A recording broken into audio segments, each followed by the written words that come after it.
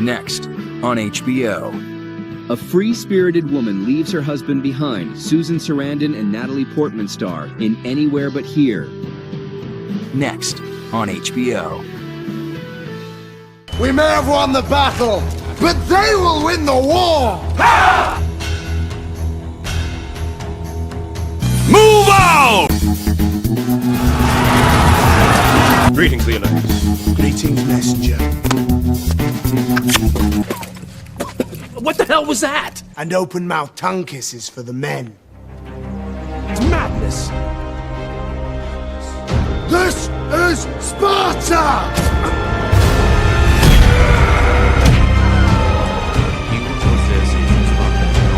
So whatever you do, don't kick him into the pit of death. Fight with your head. Just learn to take a hit.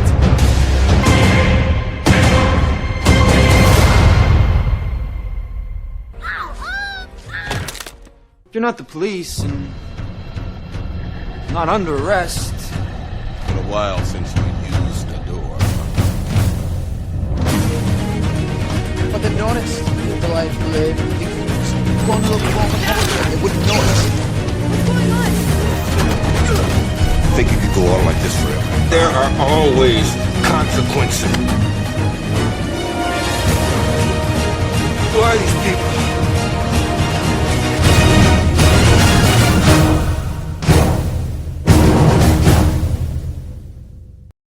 Day 1001. Behavioral note. Social de-evolution appears complete. Decreased brain function or growing scarcity of food is causing them to ignore their basic survival instincts. Typical human behavior is now entirely absent.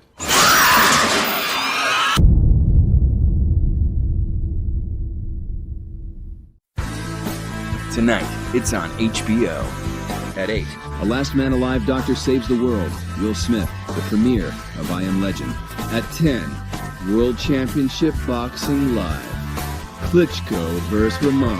And at 12:30, A Doctor Saves the World. Will Smith, I Am Legend. I Am Legend.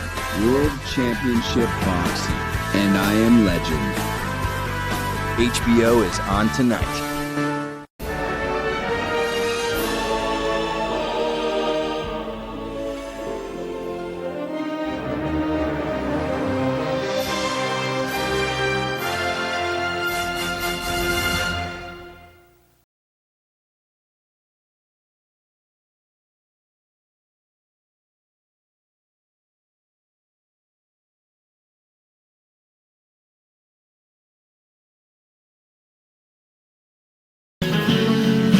Next on HBO. Smart teen sleuth tackles a new case in Hollywood in this update of the classic book.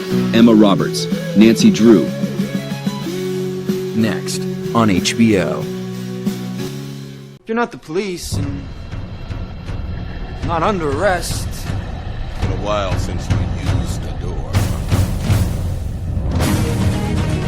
But they've noticed the life we live. Just go on a little walk and they wouldn't notice.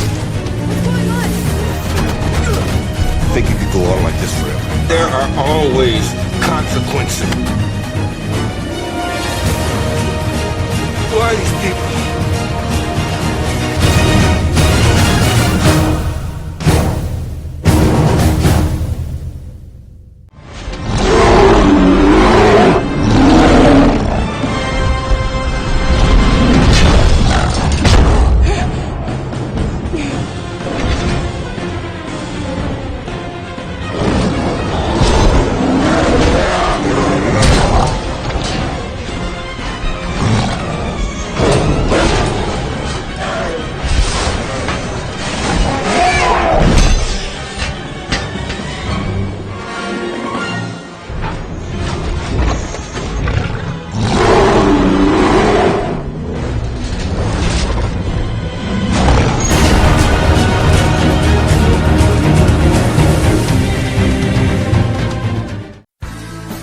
Tonight, it's on HBO. At 8. A Last Man Alive Doctor Saves the World. Will Smith, the premiere of I Am Legend. At 10. World Championship Boxing Live. Klitschko vs. Rahman. And at 12:30, A Doctor Saves the World. Will Smith, I Am Legend. I Am Legend, World Championship Boxing, and I Am Legend. HBO is on tonight.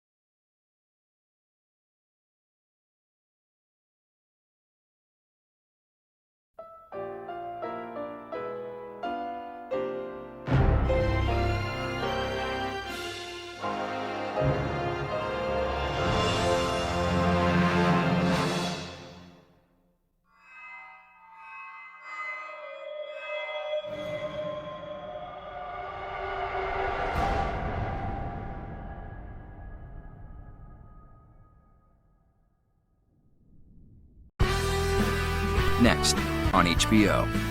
A new kid must participate in a worm-eating competition before the many boys are the competition, How to Eat Fried Worms. Next on HBO.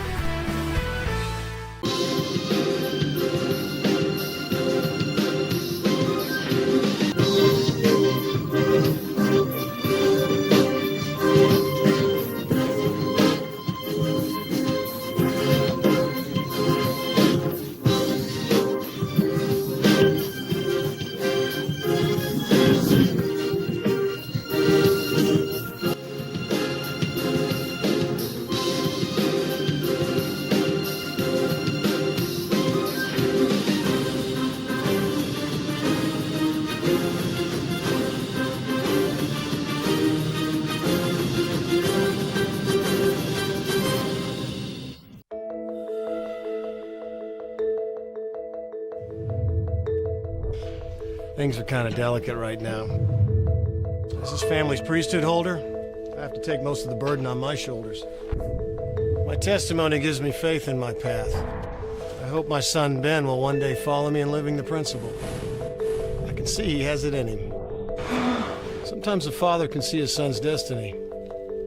I can. Sarah, my oldest, college next year. Dating this young man. I have my reservations. Margie asked me the other night how many children I wanted to have. Total. So I told her. 18, 19, that range. A nice big family. She thought I was joking. I wasn't. Amen. Roman will be out of the picture for a good long while. Whether Nikki likes it or not. Barb was anxious about the video poker investment. Now she's really come around. A man has to do what he has to do to protect himself and his family from the forces of evil in this world. Don't ever let yourself think for a second there's no evil out there, because there is. Granted, I'm far from perfect. But I have faith I've made the very best decisions I can for my family and our future, for the demands of our time on Earth and our life in eternity. What else can a man do than to have faith and then follow his heart? If I can't protect them, what kind of man We don't am have I? to be victims of Mom and Dad's choices. No substitute for family, son. Husband's from Juniper Creek. You, my son, have been given sacred authority. God chose you to be our You will prophet. vanquish those falsely Your anointed. father exposed You're a us. false prophet who rules by Mom and fear. Dad aren't a cult. When you attack the prophet, you're attacking God. Vengeance will rain down on We this don't know family. what the future holds. It's not a secret anymore, Bill.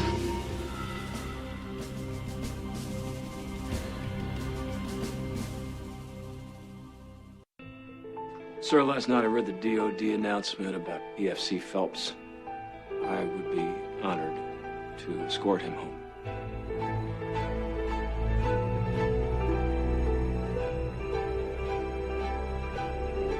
Being picked up at 6. Tomorrow morning? It's a little unusual for an officer to escort a PFC. Yes, sir, I know that, but I would very much like to do it, sir. The remains are to travel feet first when being transported from one point to another. At each transfer point, regardless of the mode of transport, you will render honors. I upgraded you to first class. Thank you for your service.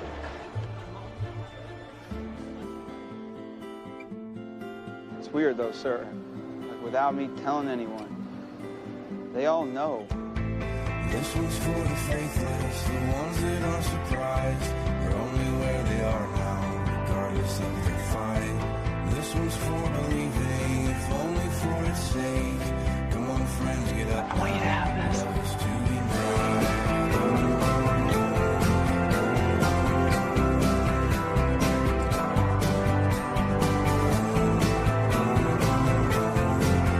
You're his witness now. Without a witness, it just disappeared. Chase would be so honored knowing such a senior officer brought him home.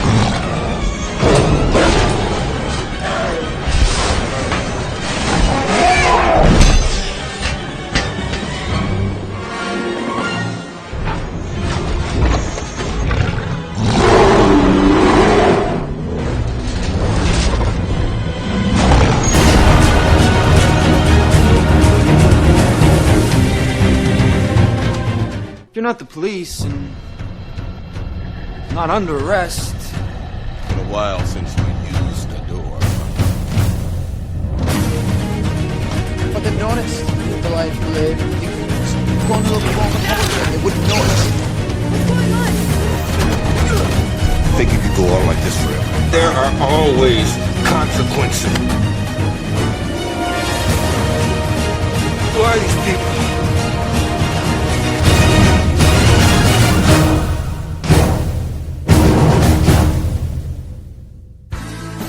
Tonight, it's on HBO at 8. A Last Man Alive Doctor Saves the World, Will Smith, the premiere of I Am Legend. At 10, World Championship Boxing Live, Klitschko vs. Rahman. And at 12:30, A Doctor Saves the World, Will Smith, I Am Legend. I Am Legend, World Championship Boxing, and I Am Legend. HBO is on tonight.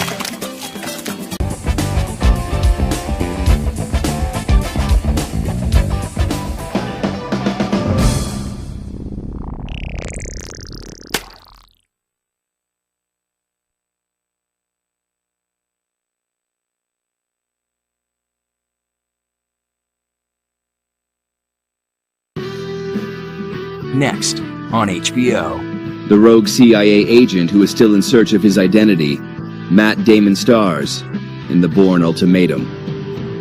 Next on HBO.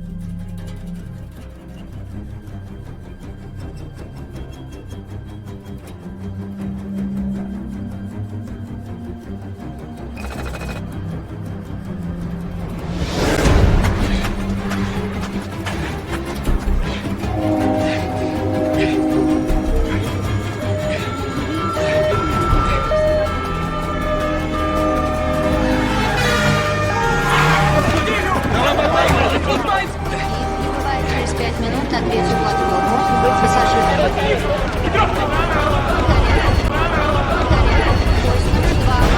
Поезд номер 2, Москва-Киев. Не вижу! Я сюда не вижу! Не распятся пути!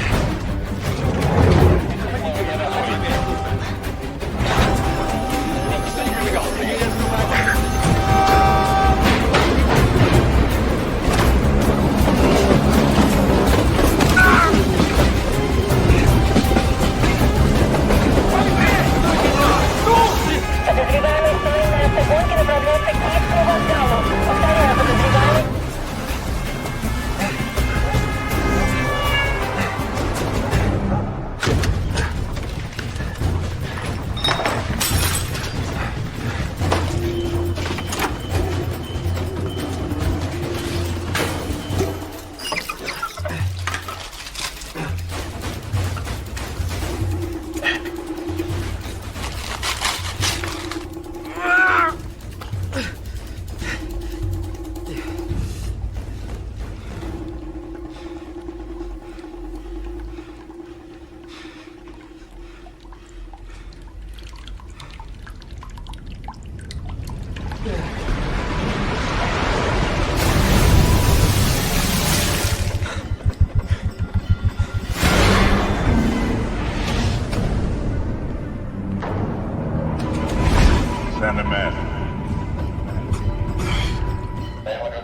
Смотри на ручку двери.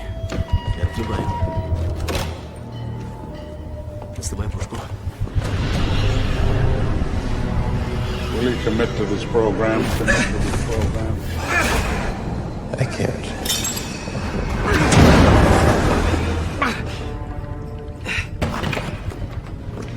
Эй, ты! Will you commit to this program?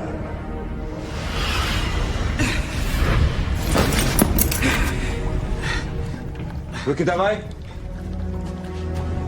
Will you commit to this program? I can't.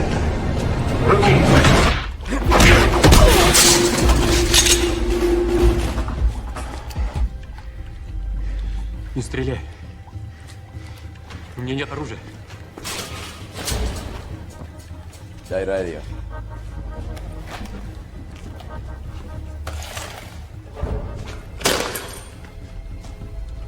Не убивай меня. Пожалуйста.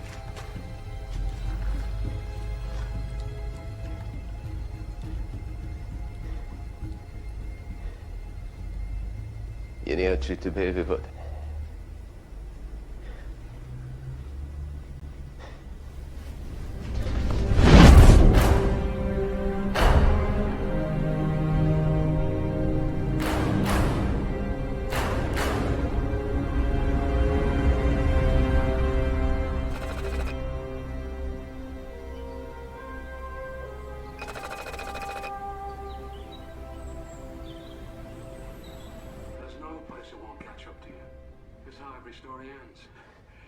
It's what you are, Jason.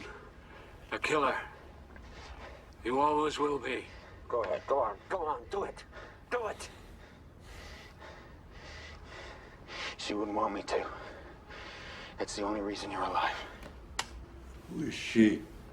Marie Kreutz, his girlfriend. She was killed in India.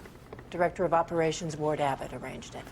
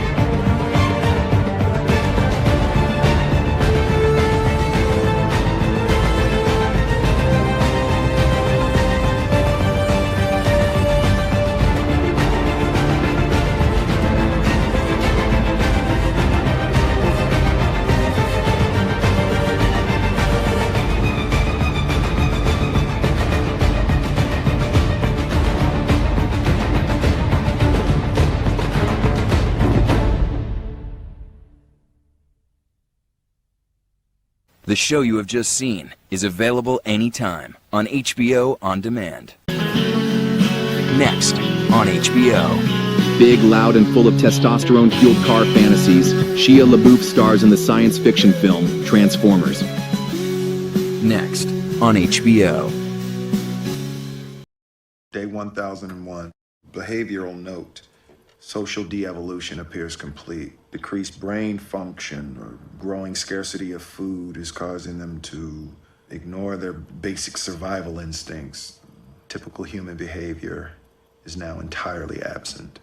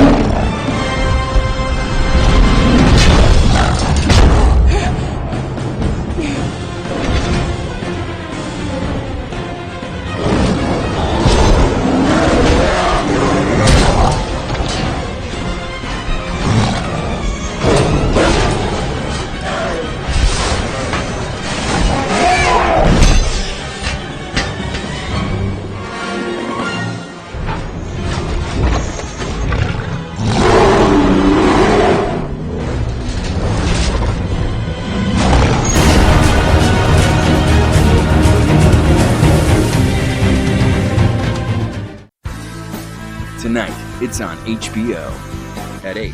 A Last Man Alive Doctor Saves the World, Will Smith, the premiere of I Am Legend. At 10, World Championship Boxing Live, Klitschko vs. Rahman. And at 12:30, A Doctor Saves the World, Will Smith, I Am Legend. I Am Legend, World Championship Boxing, and I Am Legend. HBO is on tonight.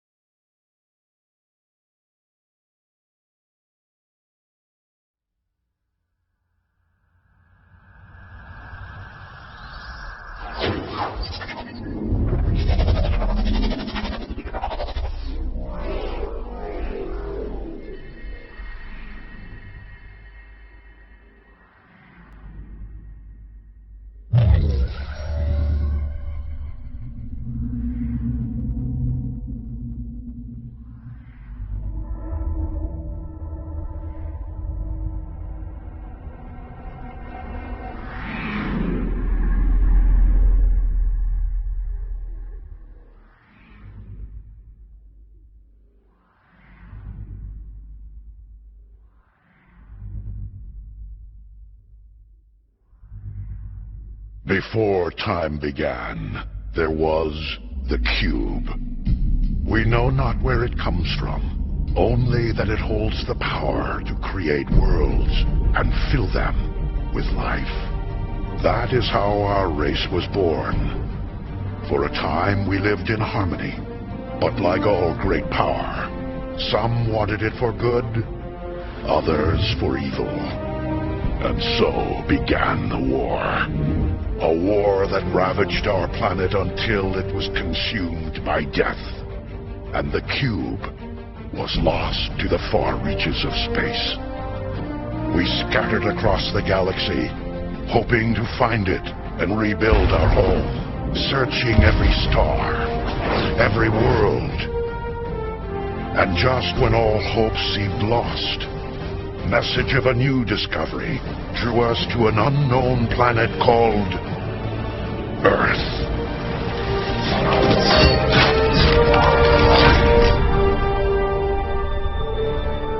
But we were already too late.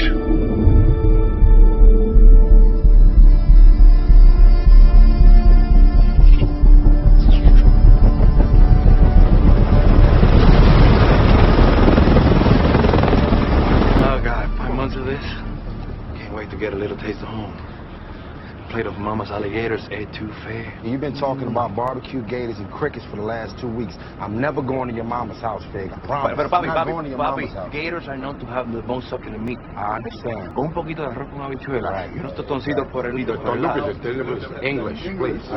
English. I mean, how many times we don't speak Spanish? I told Why you you gotta ruin it for me, man? That's my heritage. Y siempre me estás jodiendo por la misma mierda. De que... If there was some sort of an alien infestation, the government would be the first to let you know. The government would let us know. I mean, this is America. Yeah, you know, that's how we know we live in a free land, because there's no secret. They say, hey, duck and cover.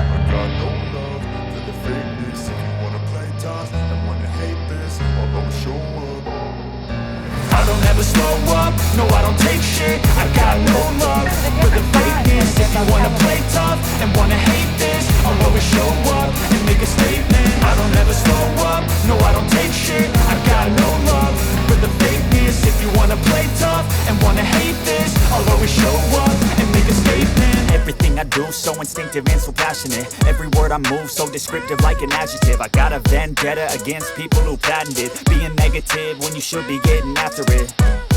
I got facts over tracks, this and that. Spitting slow, spitting fast. I could roast, I could gas. Think I'm okay at last, but I don't know if that can erase all the past. And the pettiness, a reflection of the emptiness. Hilarious, you think you're with my time, you're delirious. Mysterious, because you are behind the fake exterior. Inferior, you know I'll always be a bit superior. Get off of me, this ain't no humble brag. I want you to hear words, you can say them back. I want you to feel free from the chains at last, and to believe in what you got, it was built to last, yeah. Now that I've been put through hell, I never got anyone's help. I had to do it all myself.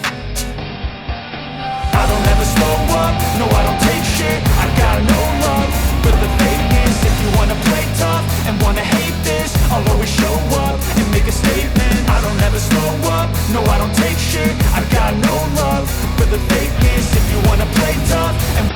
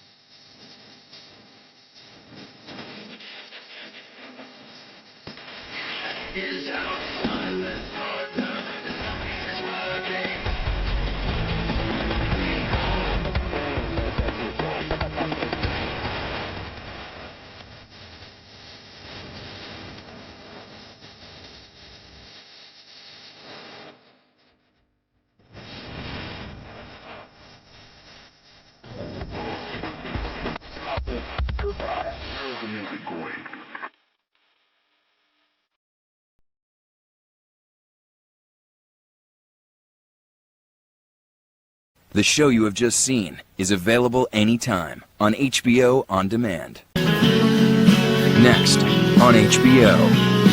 Get an inside look of the summer movie of the robot science machines, the making of Transformers. Next on HBO.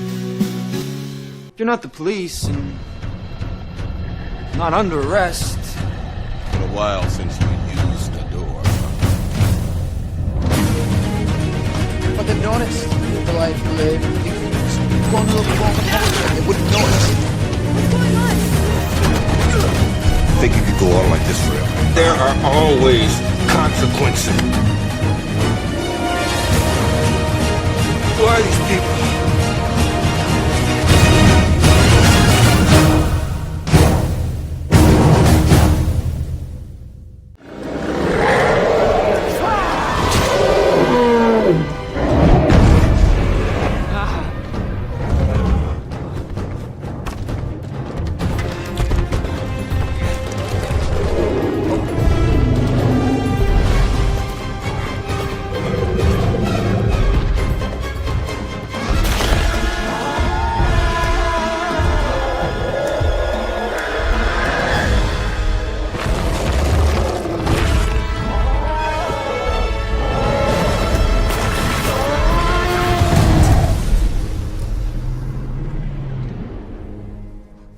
We may have won the battle, but they will win the war! Move on! Greetings, Leonidas. Greetings, messenger. What the hell was that? And open-mouthed tongue kisses for the men. It's madness. This is Sparta!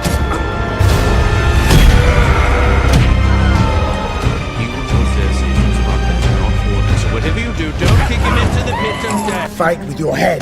Just learn to take a hit.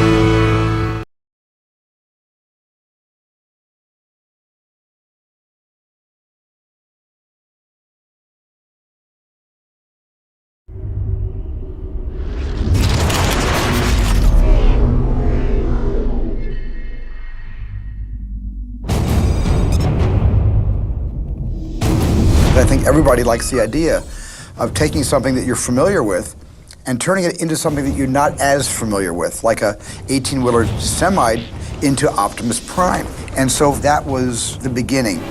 I joined Hasbro in 2000, and the company was in some degree of difficulty.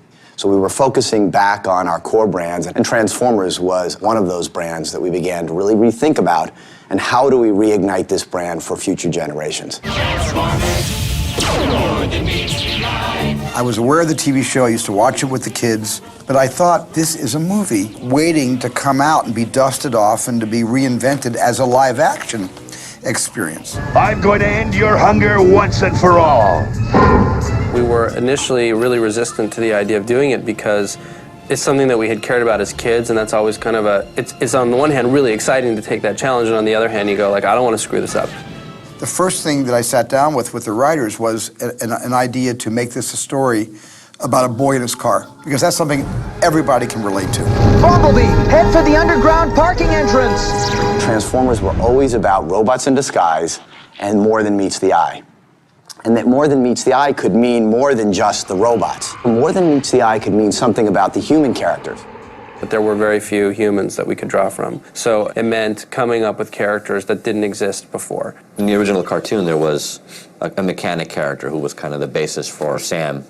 We kind of looked to movies like E.T. for the way that Elliot became the audience in how we were experiencing the wonder and the magic of E.T. coming to Earth. Our first draft actually was just focused on the kids. That's awesome! Steven Spielberg called me right when I was finishing The Island, and he said, I'd like to do Transformers, and I'm like, okay, all right, I'll think about it. Hung up, I'm not doing that movie.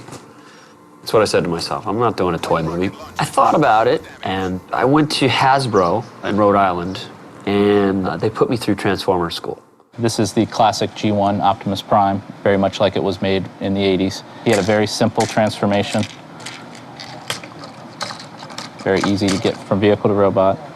We did the full pitch. Robots are not all equal. They're alive, they're sentient men, they have feelings, they have allegiances, there's backstory, there's a conflict, that they are fleshed out characters, and that we've had so many eras, and there's so much potential that they could pull from to make whatever kind of movie they wanted to make. Something in Transformers just struck me when I was sitting there. I said to myself, if you can make this really real and edgy, and I saw a couple images that were towards the direction that they would like to take this, and I'm like, that's really interesting. So I think right then and there I was kind of sold on trying to make this idea work. Michael Bay was born to direct Transformers. He was the perfect fit for this concept. I hired a team, probably about 25 artists, different people from different kind of expertise, and we were starting to design robots. There was apparently a script. I hear it was way too kiddie. No one wanted me to read it because they thought I would quit right then and there. Michael has incredible instincts about what will please an audience. And so as we were developing the script, we would run ideas by him and we'd say, what do you think about this? I knew I wanted to make it very credible and serious, and I told these guys I wanted to broaden it out and make it so that it had a little more global impact. Much like Close Encounters of the Third Kind, Richard Dreyfuss' story is clearly the centerpiece, as Shia LaBeouf's story is the centerpiece of our movie. But then we have two other groups of humans that we follow quite closely. I kept putting in things of different action stuff that I saw, and what we do is that we sit down, we bat it around, and they see what I'm really liking and not liking. Once he got into the rhythm of it, he started imagining these incredible sequences. And a lot of what we ended up doing action-wise was very collaborative.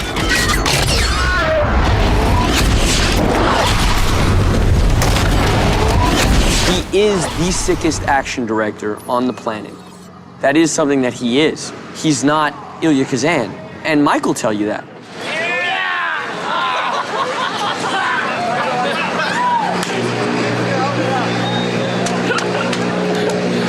That's funny. Robots, there's a missile coming right down that street down there. Gonna hit that truck right there. The robots are holding it up. Okay, roll cameras. Roll armos. Speed. Ready? Ready. And 4, 3, 2, 1.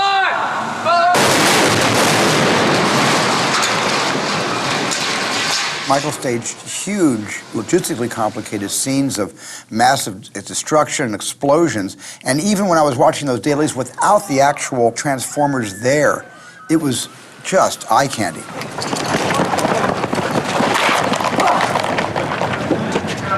In this movie, Michael is the star, and Michael is so much fun.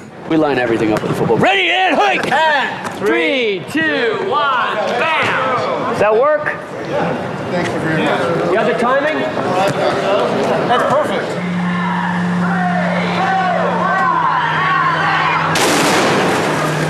Action! I think Bayham's a good word for working with Michael. I mean, we have to be prepared to go in any direction. Get the armor. cut. Might show up and he might say, today I want to flip a car. You have to be 3 steps ahead of Michael.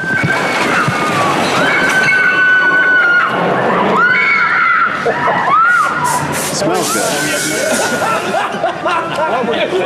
You hear on the walking when I'm walking in, bass coming in, he's coming in hot, he's coming in hot. Here we go.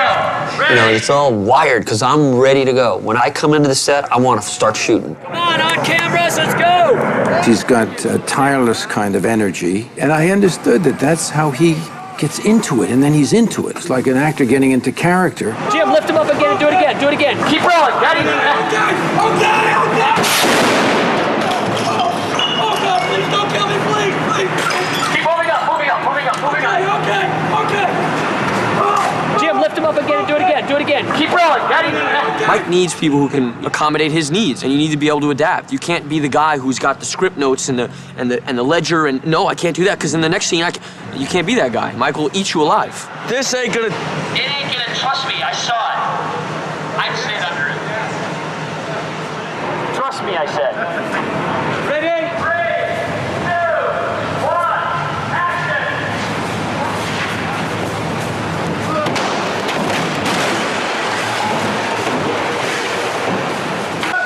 What he is he's very honest, he's very blunt, he's very direct, he's very opinionated. Give me a shot, Dave. And he has an amazing visual sense of film. Yeah! He likes to use the megaphone once in a while. Ready, and rolling cameras. 3, 2, 1. Stay there, behind the pillar. No, you're going wrong way. The other way. God, he doesn't pay attention to what we're shooting. The thing about it is it's never personal. Oh. What are you gonna do? What's the plan? What are you gonna do, Throw man? Yeah, buddy. Really? Here, Randy. What? I've worked with a crew, many of the same people for 10, 15 years. And so they know my style, they know my pace. Hey, Mike! We can get it.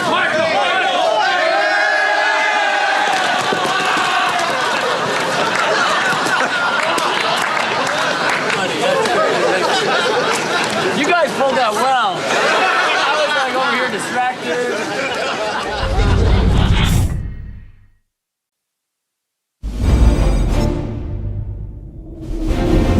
There's a lot of success attached to what Michael does, and there's a lot of careers that have prospered by being part of the films with him. So he attracts a lot of actors. How do you know you're getting a good shot? I've been doing this for a long time. Well, my producer, Ian Bryce, said to me, well, you should get this kid Shia. And I said, I thought he was older. So he came in and he actually looked like a 16-year-old. Now tell me what happened. No, you said you'd pick me up, no questions asked. I know, that was the deal. Pop, remember how Great Grams pretty much flew over the cuckoo's nest? Uh-huh. Think it could have been passed on to me like a mutant with wiki gene? First I was like, wow, they're making a Transformers movie. It's insane, you know?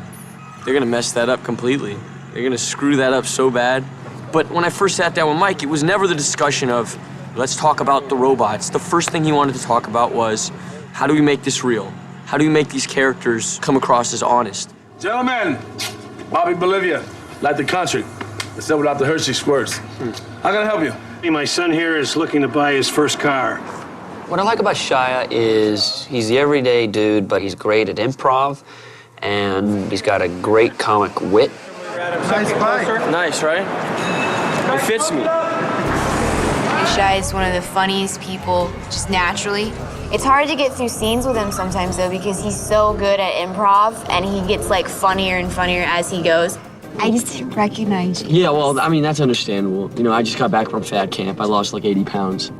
Oh, So- well, you know what? Good for you. Yeah. That's good for you. Yeah, I learned a lot, and you know, Makes I you a just stronger person. yeah, physically and mentally. Yeah. Did you And make so- friends? But yeah, I mean, some of them died because you know diabetes is really chronic there. But I mean, like, there's 3 or 4 that I kept in contact with, and they're really good people. You know, because fat people aren't bad people, and that's one of the main things they teach you there. It's hard for me to try to not laugh because I get in trouble because we won't ever make it through a scene. I just put the light in. Most importantly, I think he can keep up with Bay. Bay is constantly evolving the characters, is constantly throwing something different at you. My first scene actually was with the dogs. It was like, welcome to Michael Bay's set. Release the hounds. You need to stay hidden until I tell you, okay? Yes, yes. The trainer's worried about your ass, but we are insured at DreamWorks, the Paramount. You know, it's your first day. Hey, welcome. And the whole crew's like, hey, nice to meet you, and action, and you're running.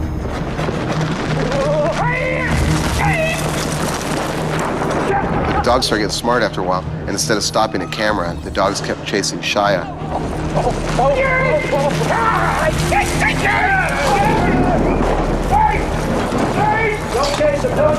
Fortunately, Shia ran past me about 30 miles an hour, and I was able to grab the long chain that was attached to the dog.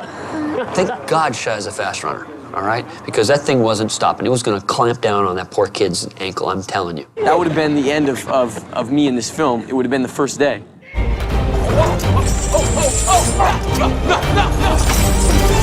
They talked about how hot Michaela was going to be. We talked about finding literally the most gorgeous 18-year-old there is out there, which I think we did. I think we did. I think we did. Now and action. Oh God, if Trent could just see me right now. Yeah. Wait, what? You just say if Trent could see me right now? Yeah, if Trent could see me right now. This is crazy. We interviewed a lot of different young women for this, and Megan, I don't know, I just liked her look. I liked that no one really knew about her. I think Shia helped her out. I think that energy between them, I think it kind of works. Hope I didn't get you stranded or anything like that. That's fine. So, I was wondering if I could ride you home. I mean, listen, I was headed this way, figured, you know, I'd ask you if you wanted to ride or not. You know, I'm just putting it out there. Yeah, don't say it's fine, just kind of a nod. The only thing Mike asked me when I was reading with him and auditioning, he just asked me if I could run. He's like, can you run? I was like, well, yeah, I think so. And the other thing he asked me, he goes, do you have a nice stomach? And I said, well, in my opinion, yes, I do. So I figured I'm going to be running, hopefully not naked, but I'll be running in a belly shirt, maybe. Megan did good with all the running and jumping and cars skidding and everything else going on. I think Megan really hung in there. Drop.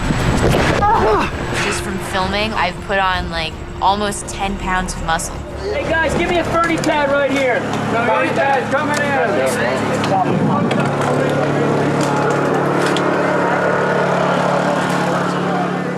All right, we're off to the roll camera. All right, here we go. And look back at the next time. Here we go. Back out there.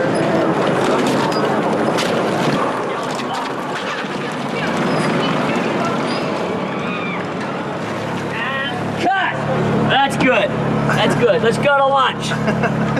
My wife on? Yes, Captain. We needed a leading man. Yeah. We needed a leading man. There were lots of great actors out there, but leading man is very different from just a good actor, and Josh encompasses that. I'm thinking I might win an Academy Award for this role. No, I don't want a premium package! Come on! Come on! Fall back! Best screaming in a movie. Lennox! Oh, water, thank you. Give me chocolate.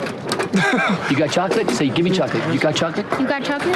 I liked him as a person because he was like very American, kind of no BS, just kind of just a nice guy. Colonel Moore offered me the opportunity to go up in a T-38 today. A lot of these military guys were very much like Josh, so I thought it worked really well. Yeah, I'm with the top dog. You'll be fine.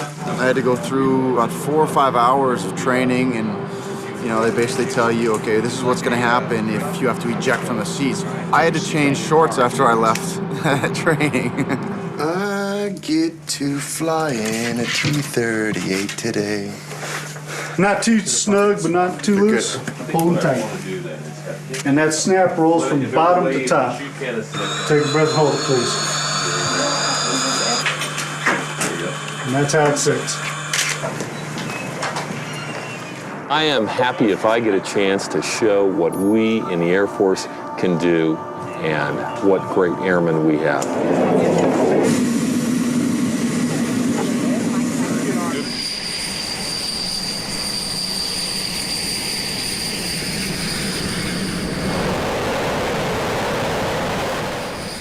It was one of the most exciting things I've ever done. And he let me actually fly it a little bit. He's like, okay, turn it 10 degrees and we'll go down to 1,500 feet. I didn't throw up once. to Arnisha, Tanisha, and Keisha. Y'all laughing at my daughter's name? Yeah. Damn, get me home. All right, cut. All right. All right, good. Tyrese, he paid me to be in this picture, so I took his money. Commonly, when you start movies, and I make a mistake too, it just takes too long. Michael Bay keeps everybody on edge so we can all stay sharp and on top of our game, because he's on top of his game. And, you know, if you don't step up, you get left by the wayside. Ready? Action! Hello, do you hear me? You hear me now? Hello, hello, hello, hello, hello, hello. No, I got no bar. I got no bar. I had a little situation right before I started filming. I just got sick, really sick.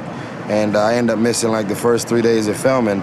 So to get back on the set after all of the warnings and precautions my doctor hit me with, and to be in Alamogordo was just crazy. 120-some degrees, white sand bouncing, the sun, bam, can't even look at the sand because it was so bright. Just hot for no damn reason at all.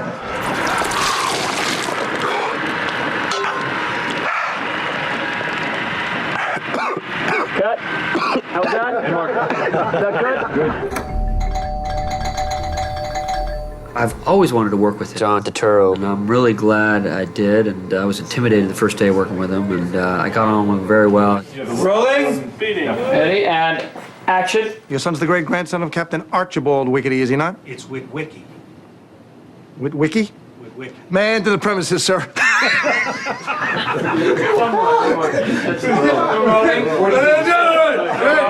Don't laugh. I've definitely been enjoying myself, so I feel like I've been able to be a little creative and imaginative. Sometimes you don't get a chance in a really big film. Hey! Get that thing to stop, huh? Looking at us. Get that thing to stop! I love working with Turturro. He's a funny guy, and he does phenomenal impressions of people in the business, and he knows everyone. He does a Scorsese imitation that'll just bring the house down. Every film he ever made is flashing through my mind. It's a challenge. The hustle, this, something on my mind. It's Paul Newman. How am I going to direct? She did it! She did it! She's the one you want! She's the criminal! Okay, look, I'll wear a wire, I'll turn state's evidence, I'll do whatever you need me to do. Okay? No, look, I'm not going to jail for you, or for anybody. Michael will come in and tell us what he likes and what he wants conveyed in that, and let's just try to have some fun with it. Come on, focus, Glenn. The thing's gonna whiz by. Ready? And zing! Whoa! What was that? Oh, I got a family history of heart trouble. He gives us the freedom, and we have fun, and Steven Spielberg was on set and said that he had been watching dailies. Hello. How are you? I watched dailies and I got my script and said, that's not Who wrote that? I did, Steven. You know, I didn't even charge you for it. I'm gonna charge you on the next one, though. I'm Sam Witwicky. Maggie, hey. Did you say Witwicky? Yeah. Both girls needed to be drop dead gorgeous. And there's gorgeous with the right persona, too.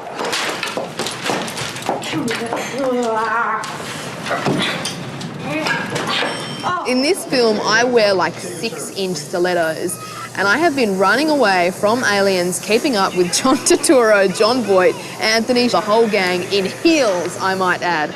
I challenge Michael Bay to direct for 1 hour in those things. Point it away from her just a little. Rotate the gun. Rotate the gun. There you go. Just like not too far. Yeah. Okay, ready? I'm kind of a pacifist, you know, like I don't really like the whole action movie gun thing. It's kind of very anti-weapon. But God, it was fun. I'm a signals analyst. Then send a signal then.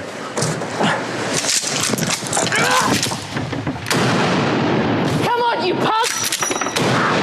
Love John Voight because he's a great actor and he's a great guy to hang around with, and he's just a passionate guy. I like working with passionate people. Okay, so I'm going to do this here. I'm going to come in here, and then I'm going to come in here. Then I'll jump into here. I'm a little old to be playing this kind of game with the kids, but I love the physicality. Look it up and action!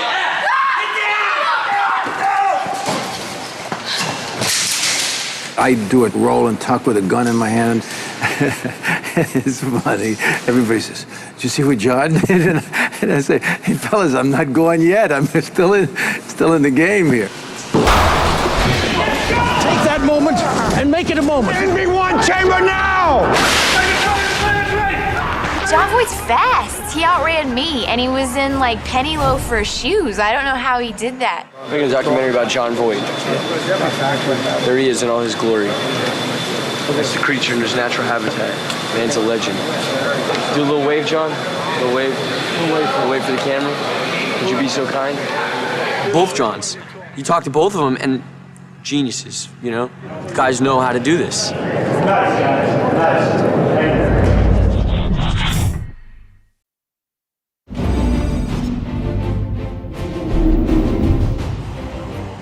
I've had a good relationship with the U.S. military for many years, and I was dead set on getting the military to cooperate.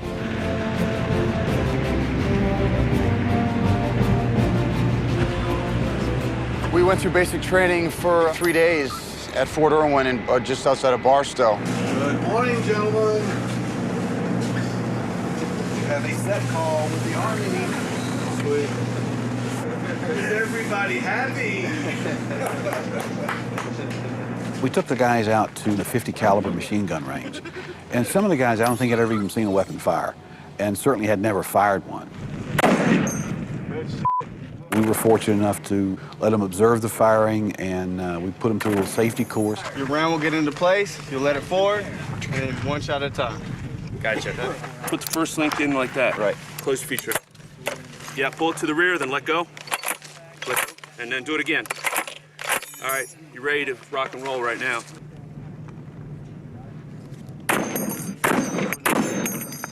Good shot. Nice. All right. Nyuk, nyuk, nyuk. Vietnam, Carlos Hathcock once made a kill from just under 2 miles away with one of these. He had a scope mounted on top of it. He's a Marine Corps sniper. Just under 2 miles, he made a shot. 2 miles away. This thing has a maximum, the bullet will travel a maximum effective range of about 7,200 yards. They used to shoot down airplanes with these in World War II. Check this out. This is my first one. 2, 3, 4, and then 5. All right. I got better. Of course, they were fed in the field. They got to eat the MREs, and they got real food too, but they got a little taste of what the military is all about. We're made. MRE is a meal ready to eat. The entree is the main meal. I can't tell which one's the main meal. Probably the one in the cardboard box. Okay. We're cooking, and this is the MREs, which are surprisingly hot. What the colonel explained to me is that it's basically like Drano, but you don't eat the Drano. And then if you get the opportunity to ever do this, it smells like garlic farts. The chemical reaction smells like garlic farts. And at first, when I walked over there, I thought it was Tyrese. So I'm really glad it's not, because we're going to be working together for a long time. All right. I'll trade you my my jalapeno cheese for your crackers and jelly. Now that's a good deal. I'll take that deal. Look at this. Chicken cavatelli. Just like spago. What we call PPE. Yeah, PPE is personal protective equipment. This right here is called IBA, the individual body armor. This is the standard weapons that we use right here. It's called the standard M4. What we're going to be going over is the formation you use before you enter a room. So, can we play any Rolling Stones? Painted Black? We went to a mock Iraqi village. A unit was getting ready to deploy to Iraq, and we spent the afternoon with them and seeing what they do to prepare. It's like teaching us how to stack and go into a room and clear the whole room. Try to get into some of this. You know, that's what sexy. You're looking out this way, you're looking out this way. Until they start to move, since you're the last man in the stack, turn around. All right? Contact. You want to meet them, all right? That way everybody knows they're all touched up. All right? Hold on. Everything's slow. All right? When you're coming in, just like this, all right? You're trying to jump. Did I do this? Yeah, you did it. You did a little hop. Didn't I? You did a little hop. All right, you come in. You clear. Did a little hop. Does that feel more smooth for you guys? Yeah, it does. All right. I mean, because that Felt sexy. bullets travel down the wall 6 to 8 inches. All right. If a bullet hits right here and it's traveling down the wall, due to the spiral of the round, it will travel down that wall 6 to 8 inches. So you want to keep your ass off the wall 6 to 8 inches. All right. Motherfucker! I wish you would! Try me! All right, you scan the windows here, you scan the door, windows, door, windows, door.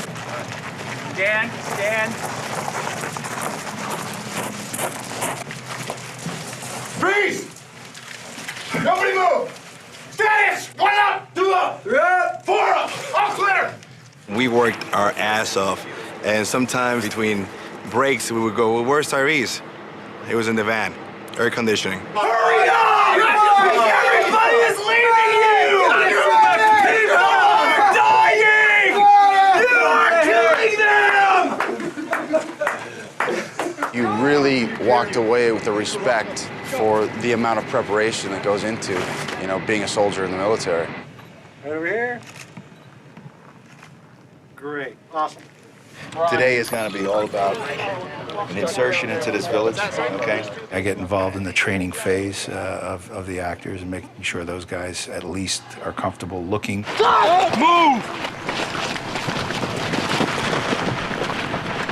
Saw Gunner, you are no good to us back here. You must be up front. We wound up recruiting a bunch of active duty SEALs, so they're current in their tactical capabilities. I see how my weapon's up here in front of my face? That's what we call the bubble, okay? I have control of my weapon. I can see my magazine well, okay? Yep. My weapon up here like this. I can still track my targets, whatever. Right. It also acts as a bit of a shield, too, you know? Shut up, dude. Michael really wants to bring as much military realism into the movie as possible. A big part of that is to use military people to play military people. Whatever. Yeah, okay, so the same sort of thing we'll do is I'll wait a couple minutes. Okay, so we're standing up Spooky 1. Come back across and say Spooky 1, confirm hostile, target destroyed. Yeah. The entire crew got speaking roles. Michael liked them and he changed the scene on the spot. We approved it, and they got speaking roles out of it. Okay, let's send the A-10s, danger close situation, make sure there's friendlies in the area within 1 kilometer. Check and switch 1-1 to Hog 1-1 to strike. The extras that we used from Holloman Air Base were off duty, and they were paid extras salaries. The United States Air Force and Marines and Army, everybody. I love you all dearly. I'm so proud of what you're doing for us. It's unbelievable, okay? Both here and over there. So just keep it up because you're well loved and you got to know that. Typically, an extra would not have any experience with a weapon. These guys are very experienced with weapons. Stop the building!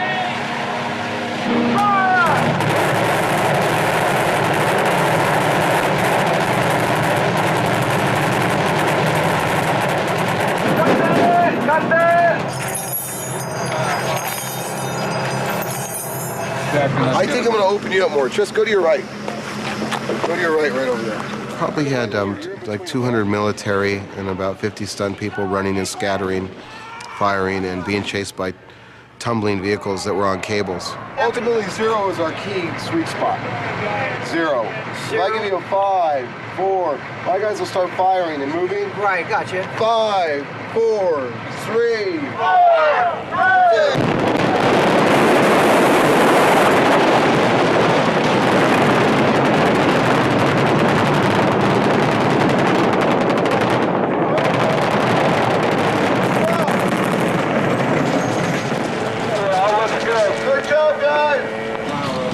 Even though it wasn't a real explosion, it certainly created the effect. And trust me, as a professional who knows all about blowing things up for real, we appreciate anything like this. I like shooting stuff real on set. It seems to be a dying art. We put actors in situations where we know it's so safe, but it looks very dangerous.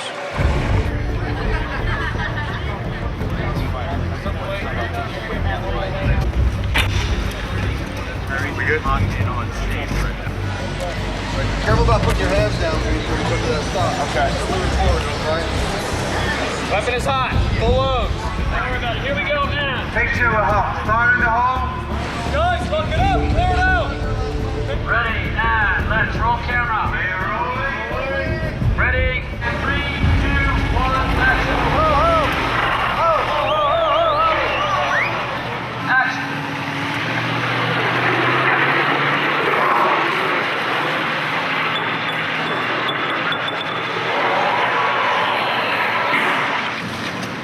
Yeah, I want to get your face a little bit more like coming in.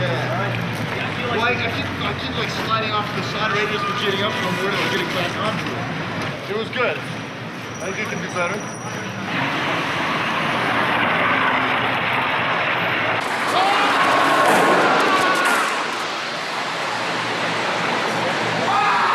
We try to put the audience inside the action. And the closer we get to it, and the more movies we've done together, the more that we capture that for the audience.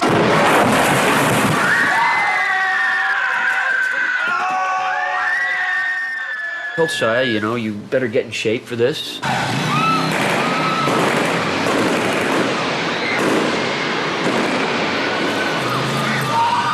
I was at 130 when I got the role, and it wasn't like I pulled a Christian Bale and completely transformed, but I put on 25 pounds of muscle and then slimmed down throughout the filming. So it's not reassuring that they put bulletproof safety on the camera, and you're gonna be right in front of you.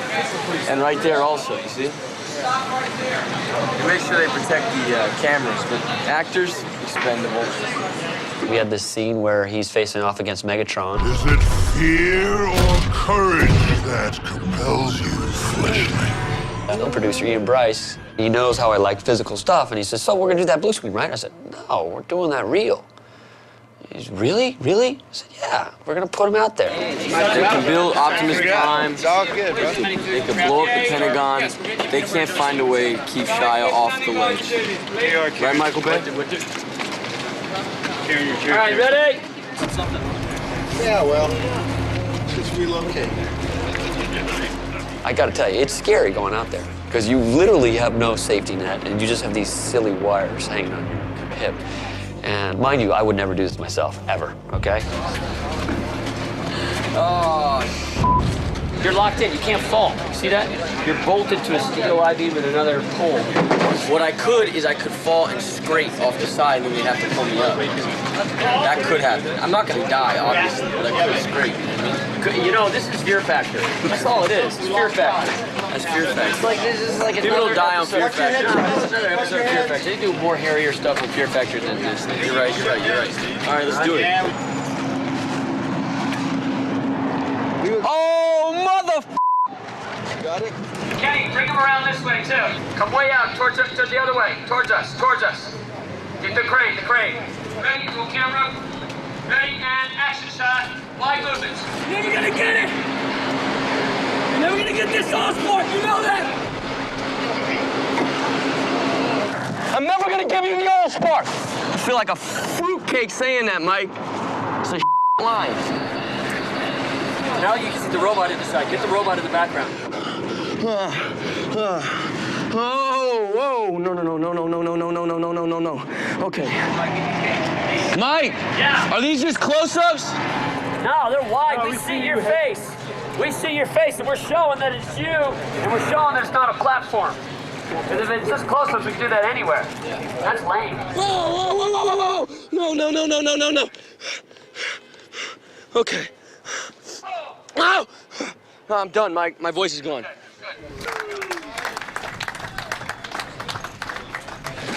Shia is good. He's a good kid. Got a lot of heart. You gonna back up? 90% of the actors in this business could not do what we did on this film. They just wouldn't do it, you know? There's action stars who don't get up on the roof and do what we do. Oh, no.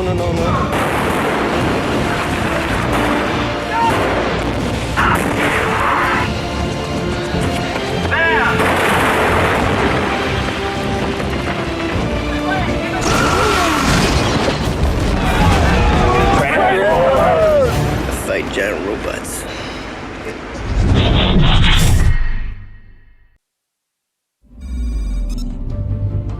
Way too high. Okay, a little high.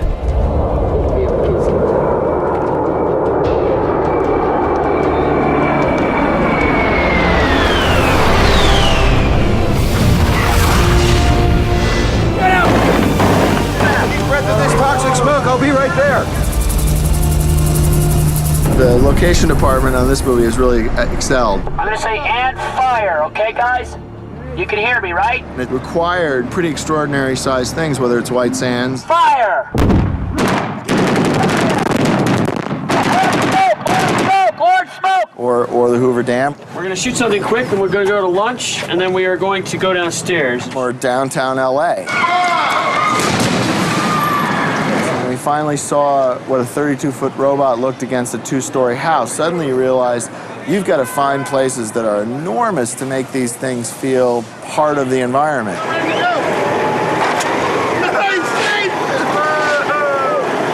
You can't leave the trucks on the road. That's what I'm led to believe. What? On the side of the road. Because? Behind the dunes, so we can't see them. There's going to be a mini base camp down there. Right? Yeah, we're working on that right now, just to find out how we can make it firm enough to work in progress. Every day is a roller coaster for me. I don't know if it's the same for every department, but you know, I find myself on the verge of tears one minute and then hysterical laughter the next. Ilt, a new guy I worked with, I thought I was going to give the guy a heart attack. I have a question. Yeah. He's just, I can't get the observatory. It hasn't been shot in 5 years. And I said, it's a big movie. You can do it. Go to the mayor's office. You can do it. This is the path. See right in there? This is where he's running. And the Black Hawk's going to come right up on that edge there. Can we even see that helicopter running there? Yeah. Playa? Yeah, it should be okay. But I can't get the bridge with 4 helicopters underneath. I said, you could do it. Go to the mayor's office. It's a big movie. We're keeping this film down in California. We structured the budget in order to keep it in the United States, which is not to say that the movie couldn't be made elsewhere. It's just, I think, easier and more comfortable for Michael to have, a crew around that he's used to. Hey, Dave. Yeah. I think we'll let them fire this way so you can whip. You guys handheld. You can at least kind of like in here, keep it like, you know what I'm saying? I actually cut my fee so that I can shoot here with my crew that knows how to shoot fast and is good on the fly. Right, so it's good to go. So as soon as the plane hits the ground and stops, we should pull the vehicles forward. Michael likes to go hard and fast. He has the shock and awe approach to scouting, which is supposed to be... Oh no, that's not Michael, that's a stealth bomber.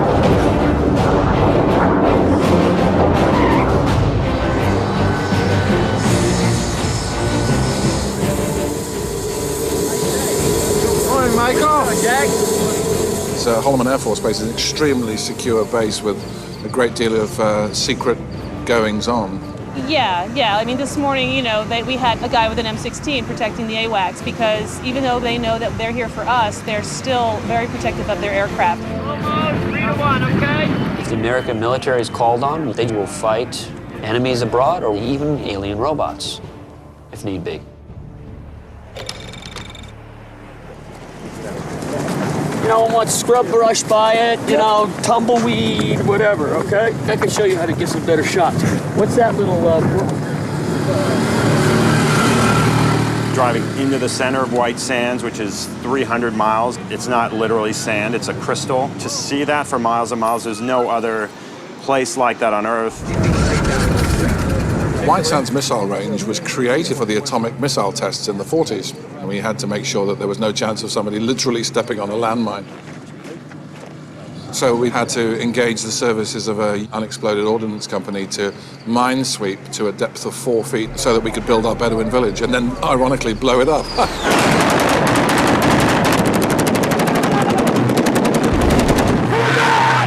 When we got here and laid out the buildings, we realized that the dunes were moving. So the valley was actually significantly smaller, up to 30 feet, because of the wind.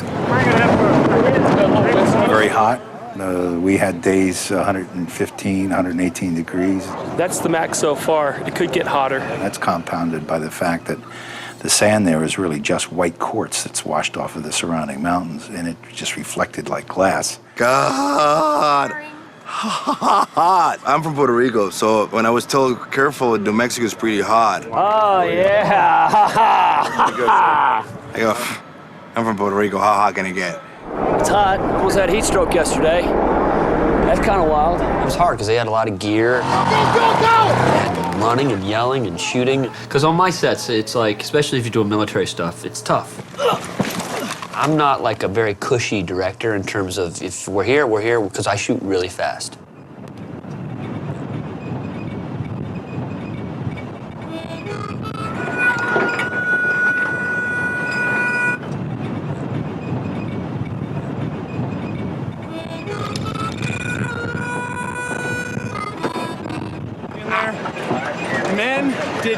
work here. Bigger than anything I ever seen Hollywood ever do or ever will. Look at these cranes up here.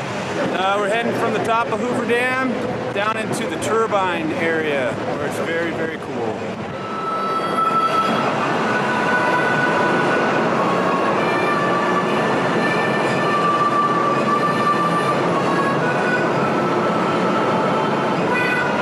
When you see it, you have no idea how big it is. Hoover Dam is just massive. We had to do some sort of remedial work because a film that shot there last year didn't endear themselves to the Hoover Dam by buzzing the dam. It's a grave situation, gentlemen. Thank you for being with us. Good. Good again? Good. How's the guy leave it? Ready? Something like that, how much?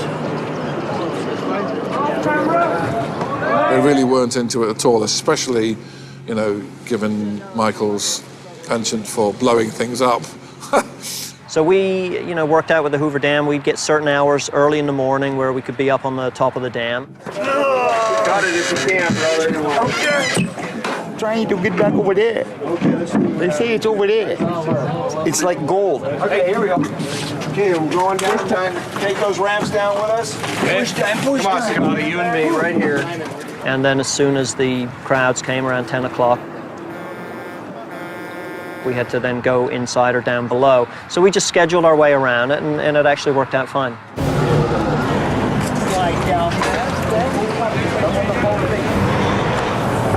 Both of you guys go on this side. 20.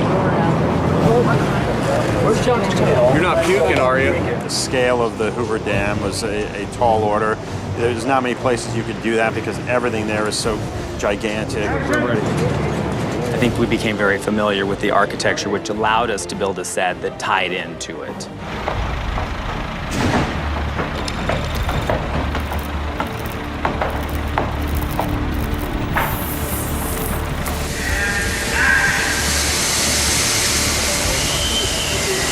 What is this?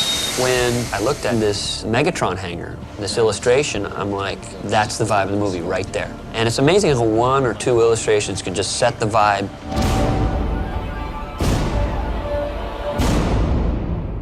We use the playa hangars where Howard Hughes built the Spruce Goose. And it's this great wood structure. It's kind of narrow, but it's very tall ceilings. You're able to build a lot of different sets so you can go back and forth, in this kind of huge space, but it's kind of separated, and it's a great place to film. Basically, we were sort of using the structure as it was and then embellishing and sort of making it look like a vintage facility again in a subterranean setting under Hoover Dam where Megatron was frozen in ice. Even though Megatron had been encapsulated in this space for many, many years, he's still being maintained. So it was a little bit of like new technology mixed with old technology. Very much like Hoover Dam is. When you go in, there are things that have never changed in there. The first time I walked onto the Megatron set, I said, wow. Megatron. I had my son with me that day. When he saw Megatron up there, his jaw just dropped. I was so impressed with it that on my weekends I would sneak onto the set with my friends just to see it. He was 30, 35 feet, and he was only half built. Like, I'd bring 3 or 4 friends, you'd be like, you're never gonna believe what they just built. I never do that. I never do that. This baby's the first we found. You want to just delay that, or so you can watch? No, you're all right. Okay. So I just do it, but just louder and more off the cuff. This baby's the first we found. Boom. Yeah. Get out of here. Okay, ready? Step out. Kenny, you right? Here we go, guys. Ready? And 5, 4, 3,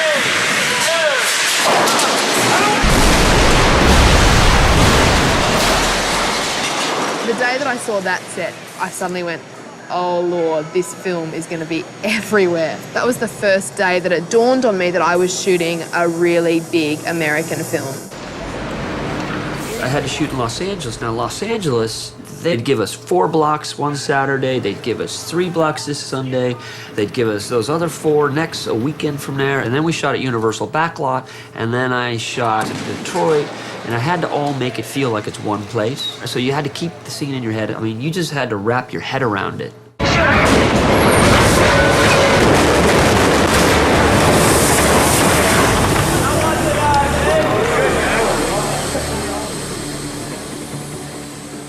downtown LA as a venue for this kind of action stuff. We'll go on 5, 4, 3, 2, 1. Blow up. Go hot, please. Go hot. Here we go. Guys, he's right outside this building right here. Ready, and he's right on top of you, moving around. Ready, 3, 2, 1, action. Let's.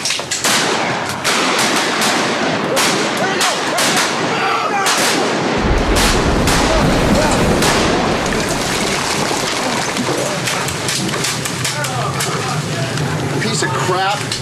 Ready, and roll cameras. Rolling. Hey, legs, fire in the hole. Let's go, guys. Don't move too soon. Ready, and 3, 2, 1, and action.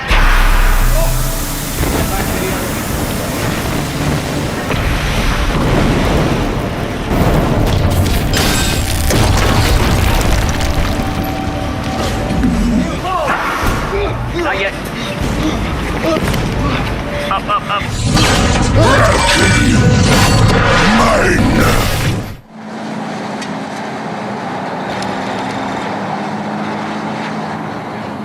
Hey, can you take that light right down there and light that Fortis thing up there? The toughest bit was flying the helicopters under the bridges.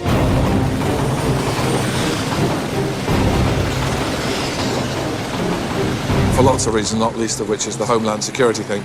If you fly helicopters under 500 feet, then the FAA makes you jump through a lot of hoops because of the potential for crashing into neighbors. What are you doing? We're getting pissed on for the next 3 days. You know, the helicopters flying low, kick up all the water from the LA River. Nobody knows exactly where that water is coming from. See all this water right here on the floor? It's all man piss, okay? And what happens is a science thing. When you put helicopters over a puddle of man piss gets all over your man body. Please stop! So we all had goggles and face masks on, so you don't breathe it or taste it. Just piss all on my face, all my features, piss on my arms, piss all over my own piss. It's just nasty.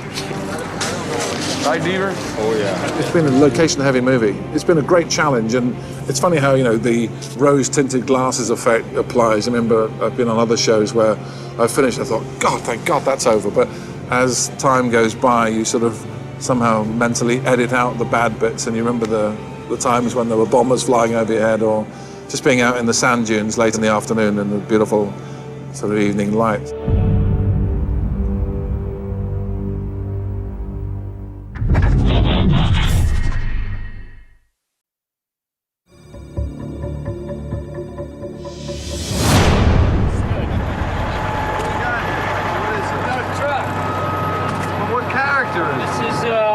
Prime here, baby. Good looking truck. As a kid growing up, I was very into fixing my own cars and taking them apart. And so from cars and just being an automotive head, Transformers, it kind of struck me as something fun to work on. Watch out, get out of the way, I'm rolling cameras. Ready, and IMO guy, go. Ready, and send him, Kenny. Michael Bay does know his cars. He's pretty particular about the cars he wants. He knows a lot more about cars than I do. Not too fast.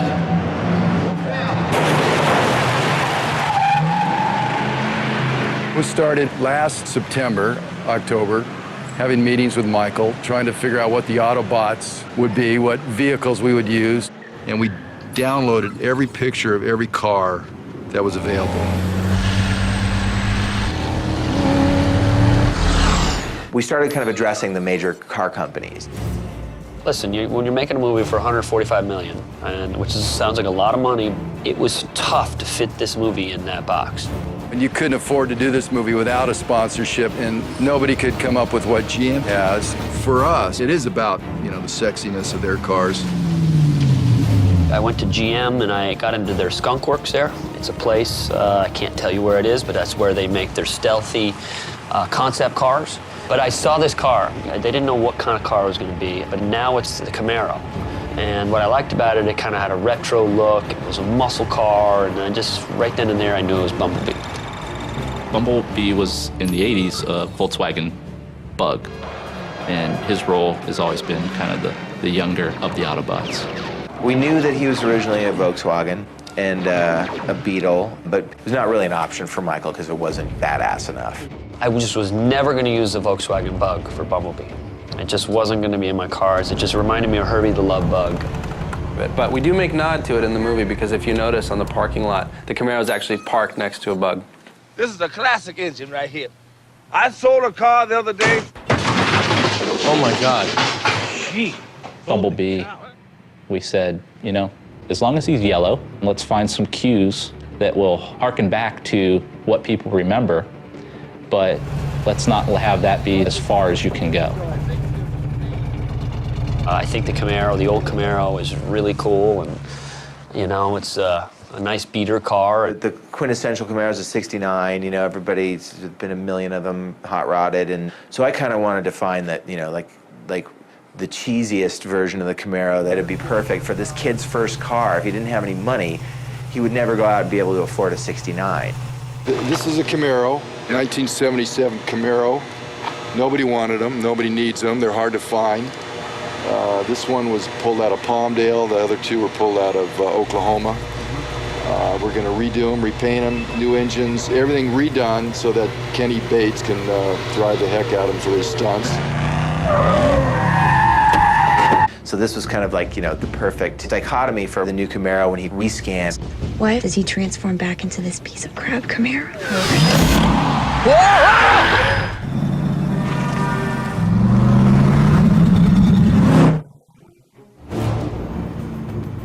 That Camaro is really spectacular. I wish they were bringing it out earlier than they are. There were only 2 Camaros that were hand-built by GM. To fix that car is a big deal. If you smash a fender, you just don't get another Bumblebee fender because there aren't any. All the parts were individually made. It's a 3-stage paint. If you get a ding in the door, you have to paint the whole door. That was a pretty trick door latch. No indent, no recessed area. Everything's slick. I mean, it's a $500,000 car. So it's not like, hey, go have, you know, go around the you know, it doesn't happen like that. There's wipe your feet off before you get into the car, keep your hands on the steering wheel, you know, push down at a certain rate. You want me to go faster? I'm just nervous about the car. I can go faster if you want. Just I'm having to keep my... Don't go faster, just go a little more center. You are not a stunt driver, okay? This is where we were parked, originally. You can say everything you want. Michael, oh my goodness gracious! Let's go, come on. All right, right here in the center. If I crash into a wall, it's not my fault, you know, because I'm an actor. But it should be like this, the transformation. 1, 2, 3. Okay? Hey, guys. Max, Jake. You're transforming on 3. I'm going to go 1, 2, 3. Okay? Ready?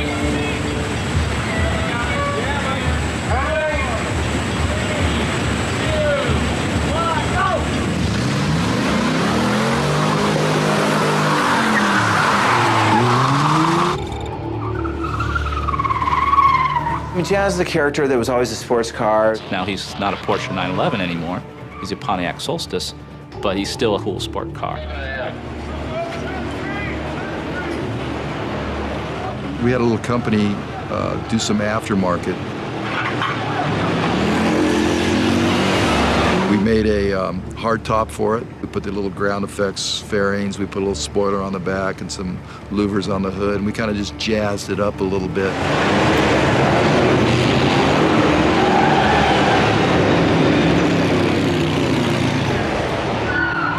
Ratchet in the 80s was an ambulance, but it was more of a van-shaped ambulance. It was more of a Japanese version of what an ambulance is. And moving around a little bit. Ready, and action, steady. Ratchet was the kind of H2-based ambulance, which doesn't exist, that we kind of designed and built from scratch. We started with a stock GM H2 Hummer, and which we gutted and took all of the existing components from the rear apart, and then we're building the cages that will be sheeted to look as the search and rescue vehicle should. Also applying all of the roll bars, roll cages, the heavy duty bumpers to give it that beefy look. Wheel and tire packages. and the accessories that will, fall in line with the search and rescue vehicle.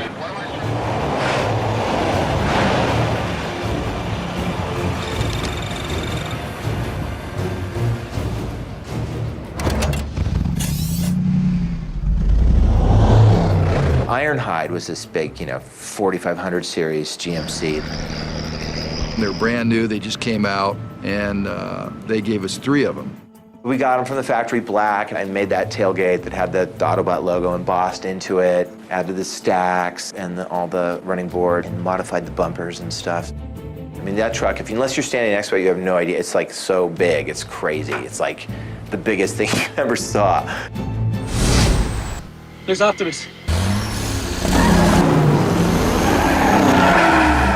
I saw a picture of a truck, and it was lowered, and it was blue, and it had flames on it. And I'm like, that's Optimus Prime.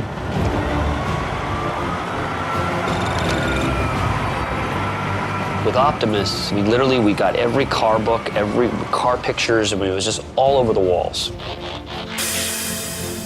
We looked at the cartoon, thank you very much, and then we just started pulling reference of different big rigs. This is what we were always, everybody in this department was conceptualizing how Optimus is masked, what he came out of. This is the main dude. We should go look at it. Okay. Instead of buying a new truck that's a $150,000 truck, we bought some older trucks, and they were pretty beat up and they were pretty ugly looking. Well, I mean, this is like a redo. You know what I mean, Ian? Yeah. How are they ever going to make this thing look like that? I said, just trust me, this is the truck that it should be Optimus Prime, not a new truck. This is the one. So we're going to completely strip it, paint it, flame job, new fenders, new sleeper, new bumpers, lights, yada, yada, yada. And when it comes out, it'll be beautiful.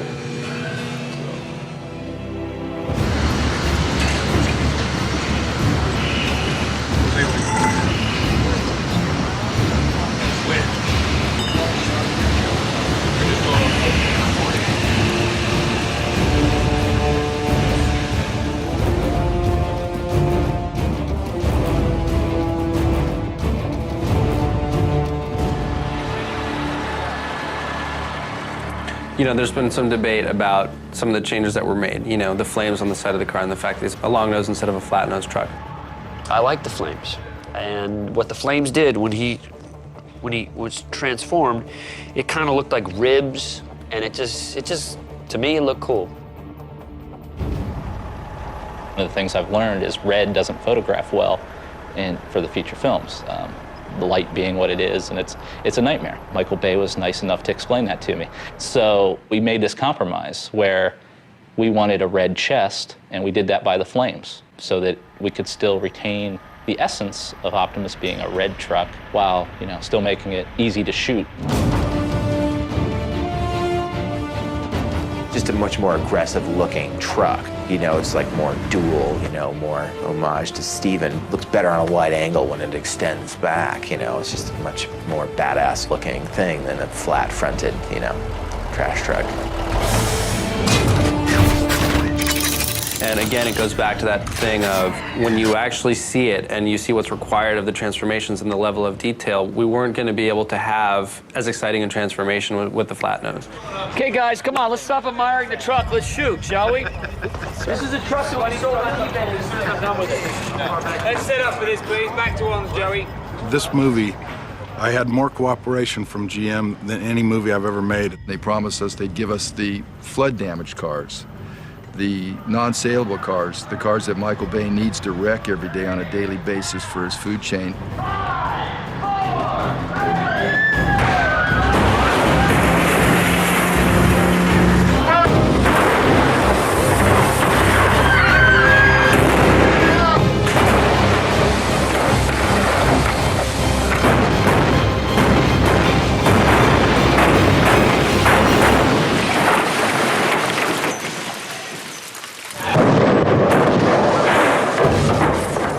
We burned, crashed, flipped.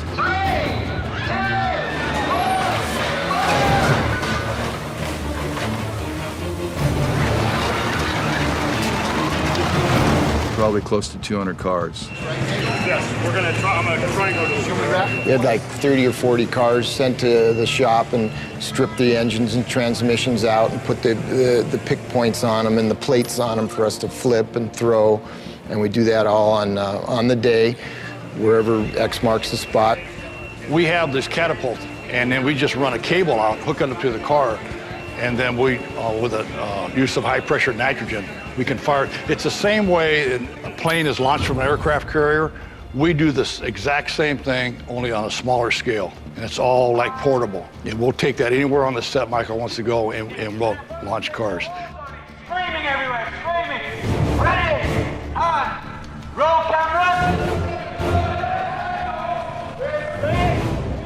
Ready, on, 3, 2, 1, action!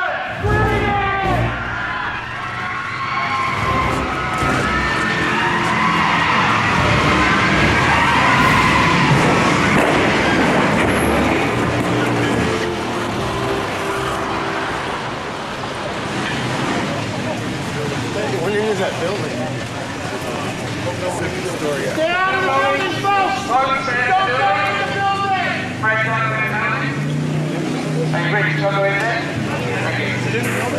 Look up there, please. Fred, that's it, keep the lock up. Thank you very much.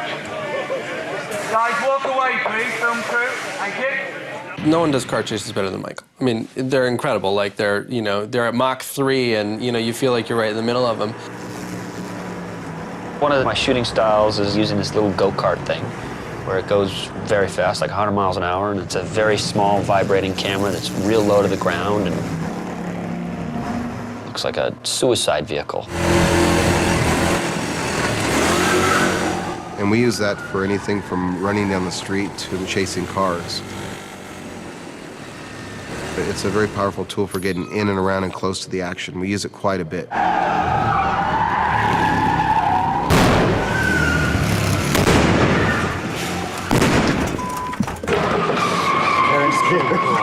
Fun, huh? So good.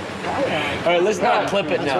Let's not clip the shutter. Thank you. Let me play that back again. It's pretty crazy being in the go-kart. I mean, because you're responding quick, and any mistake and you could be in a lot of trouble.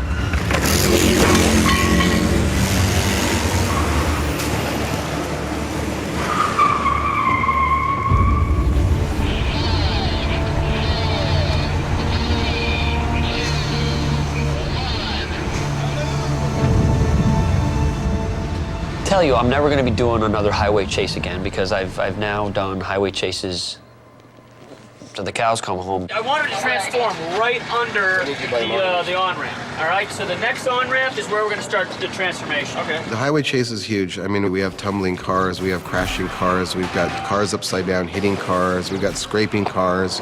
But this one will top most of the ones I've ever done because now you got robots transforming at 80 miles an hour on a freeway. And I don't know how you can top anything like that now. All right, let's go try one, shall we? Yeah. We try to put the audience inside the action. So they're actually eating cars, they're actually in the crash.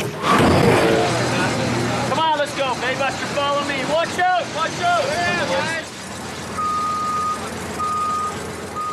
guys. We use the Baybuster, that crazy triangle car that can actually take direct hits from cars. The Baybuster is a pickup truck with a cage on the outside of it, and they mount anywhere from 2 to 4 cameras on the front. And if we have flipping cars or cars being thrown off the top of car carriers, I mean, we normally drive the Baybuster right into it. It's great for the audience. That's part of that eat the action that the audience gets to see that's not CGI. It's like most directors would have chose when we ripped that bus, which is an extremely dangerous stunt, I mean, really dangerous. Most would have just done it either miniature or CG. And it just wouldn't look as good. I mean, the bus sequence is something that we've never done before, and I really had to push to get that to happen. That bus we have 6 exploding bolts holding the cab together in the center of the bus, and then we have big cables underneath pulling it together, holding it together. We cut the cables and blow the bolts, and the actual bus cracks in half like an egg in two pieces.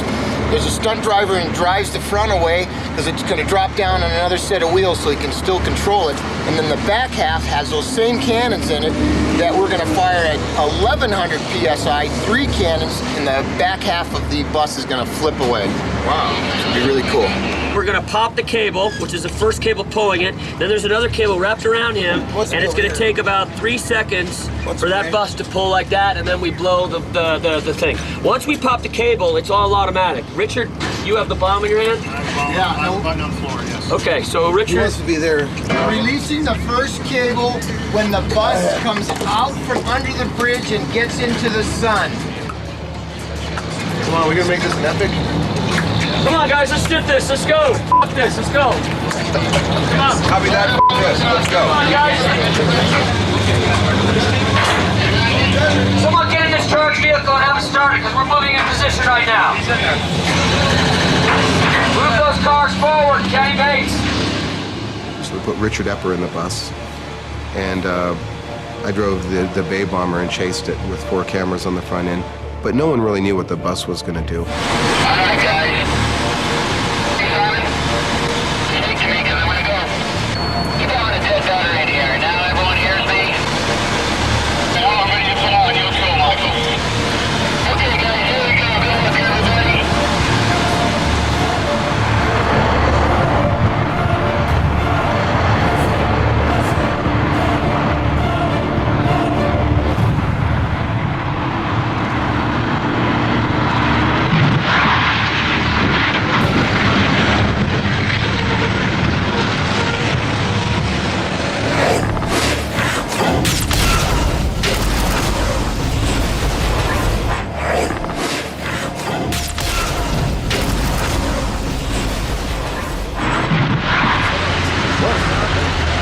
Hey, Kenny. How'd it go, man? It went pretty good. Instead of cut in half, right, Mitch? Yeah, no. Half the bus here and half of it's over there. I think it worked out really well. And I think it's because effects did an excellent job on prepping that bus for us. So it's like those guys are the guys that made us look good on that one. The main thing is my good friend Richard Epper's safe, and that's all I think about going down there. In the end, it's just a movie, but it's a Michael Bay movie, and that's what we do. You get the bang for the buck when you're with Michael.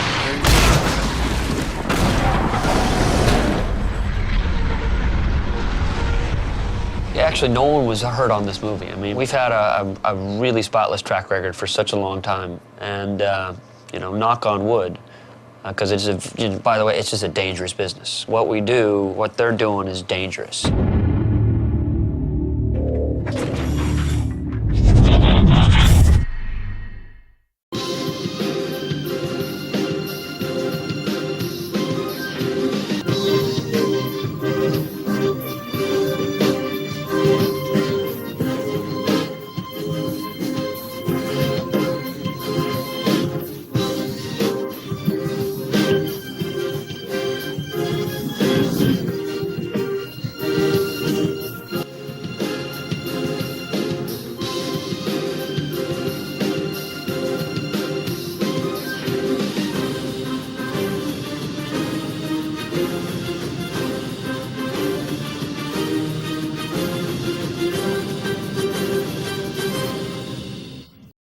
Day 1001.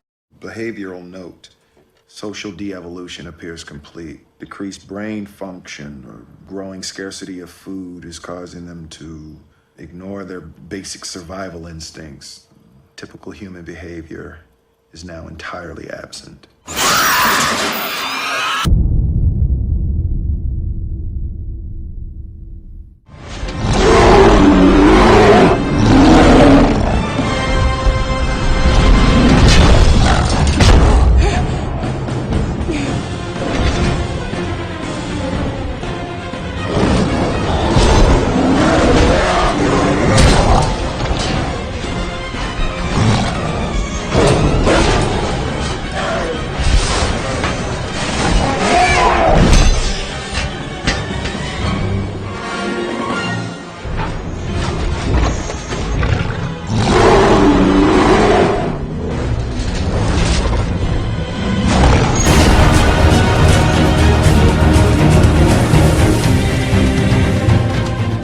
not the police, and not under arrest. It's been a while since you used the door.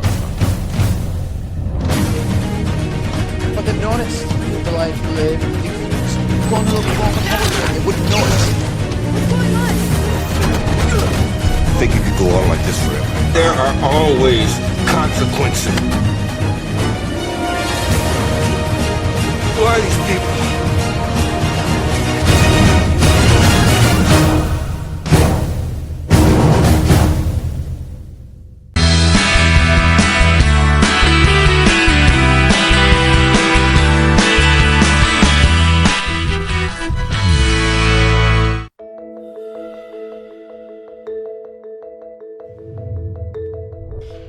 Things are kind of delicate right now. As his family's priesthood holder, I have to take most of the burden on my shoulders. My testimony gives me faith in my path. I hope my son Ben will one day follow me in living the principle. I can see he has it in him. Sometimes a father can see his son's destiny. I can. Sarah, my oldest, college next year. Dating this young man. I have my reservations. Margie asked me the other night how many children I wanted to have. Total. So I told her. 18, 19, that range. A nice big family. She thought I was joking. I wasn't. Amen. Roman will be out of the picture for a good long while. Whether Nikki likes it or not. Barb was anxious about the video poker investment. Now she's really come around. A man has to do what he has to do to protect himself and his family from the forces of evil in this world. Don't ever let yourself think for a second there's no evil out there, because there is. Granted, I'm far from perfect. But I have faith I've made the very best decisions I can for my family and our future, for the demands of our time on Earth and our life in eternity. What else can a man do than to have faith and then follow his heart? If I can't protect them, what kind of man We don't have to be victims of Mom and Dad's choices. No substitute for family, son. Husband's from Juniper Creek. You, my son, have been given sacred authority. God chose you to be our You will prophet. vanquish those falsely anointed. Your father exposed us. False prophet who rules by Mom and fear. Dad aren't a cult. When you attack the prophet, you're attacking God. Vengeance will rain down on We this don't know family. what the future holds. It's not a secret anymore, Bill.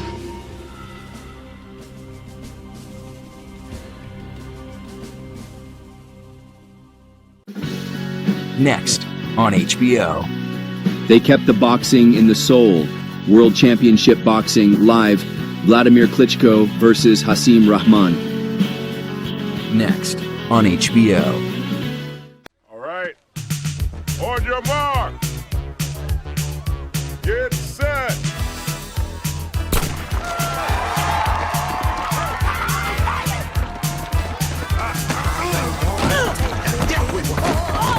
What is wrong with this?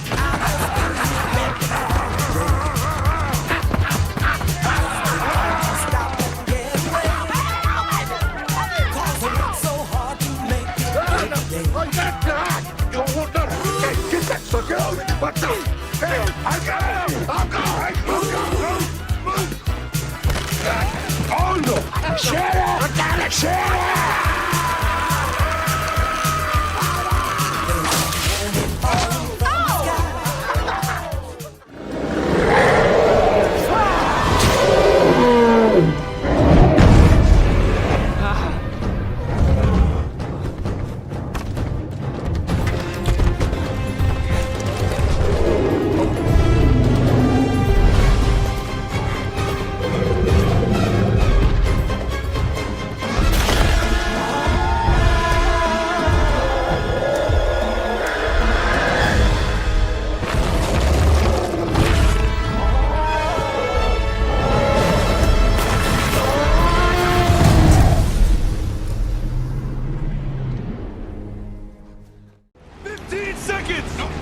Wait, I can't do this!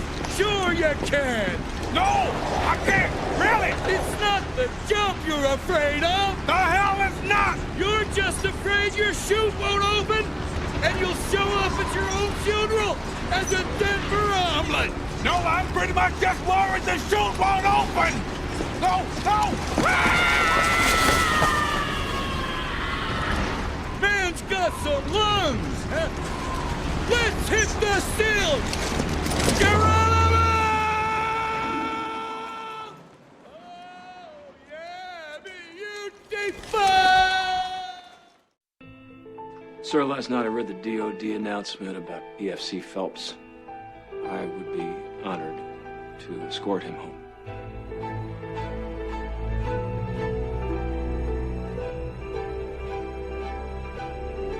Being picked up at 6. Tomorrow morning? It's a little unusual for an officer to escort a PFC.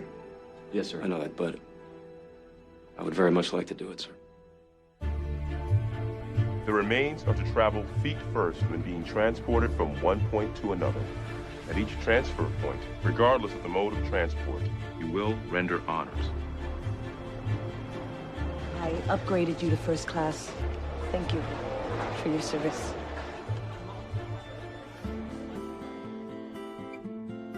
It's weird though, sir. Like without me telling anyone. They all know. This one's for the faithless, the ones that are surprised. They're only where they are now, regardless of their fight. This one's for believing, if only for its sake. Come on, friends, get up. I want you to have this. Love is to be bright.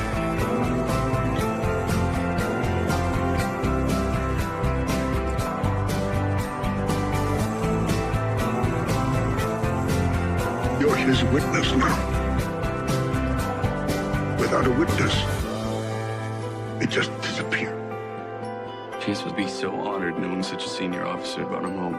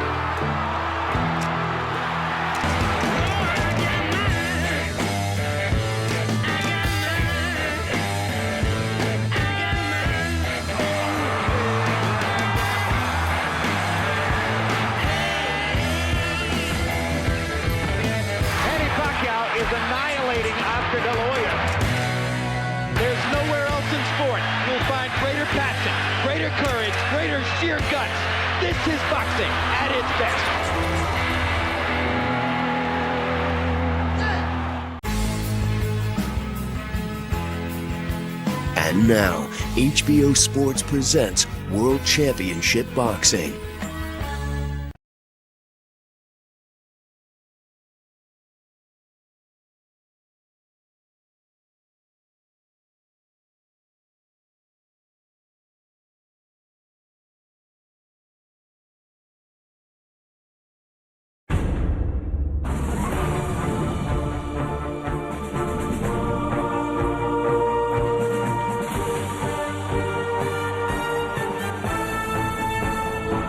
The following is a presentation of HBO Sports.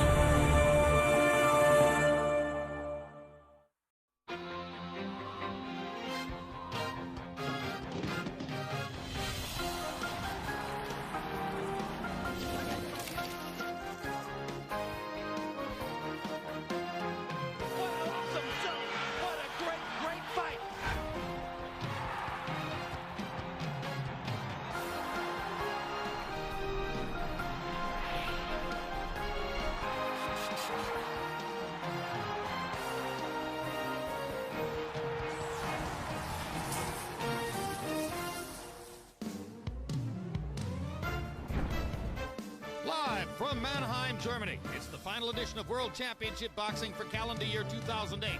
Tonight, a doubleheader featuring heavyweight Vladimir Klitschko, recognized by almost all ring observers as the kingpin of the division, taking on Hasim Rahman, a former champion. And then we take you back to Las Vegas for a replay of last Saturday night's stunning welterweight mega bout between boxing's biggest attraction, Oscar De La Hoya, and pound-for-pound king, Manny Pacquiao. A relatively quiet crowd inside this SAP Arena in Mannheim, holding their energy for the darling of German television and German boxing crowds, Vladimir Klitschko. Hello again, everybody. I'm Jim Lampley. We're here once again to watch as Vladimir Klitschko tries to take another step toward control of public opinion about the heavyweight division. Once again, he'll be doing it before the watchful eye of the last man to truly galvanize the heavyweight division and to be universally seen as the champion, Lennox Lewis. And Lennox joins us now. He just learned within the past week that he's to be enshrined this upcoming year in the International Boxing Hall of Fame in Canastota, New York, along with our colleague Larry Merchant. Congratulations on that, Lennox. Hasim Rahman gets a chance tonight against Vladimir Klitschko to a certain degree. Rock is still living on what he did against you 7 years ago in South Africa with a right-hand shot in the dark that made him heavyweight champion for 7 months. How much chance that he could reproduce that kind of magic against Vladimir tonight? Prior to the De La Hoya-Pacquiao fight, there were large and well-represented media polls in which roughly 85% of the so-called experts in the sport picked De La Hoya to win, most of them saying that he would win with relative ease. Perhaps the good news for all of us who are in that position is that we didn't suffer the same embarrassment and hurt in the ring that De La Hoya had to go through. What does Pacquiao's destruction of De La Hoya set up for the two fighters now? Well, Oscar De La Hoya is over. He's not a fighter, not really, not anymore. He can still beat some B fighters on his talent alone, but the days of him engaging in fights, super fights with the elite of the sport are over.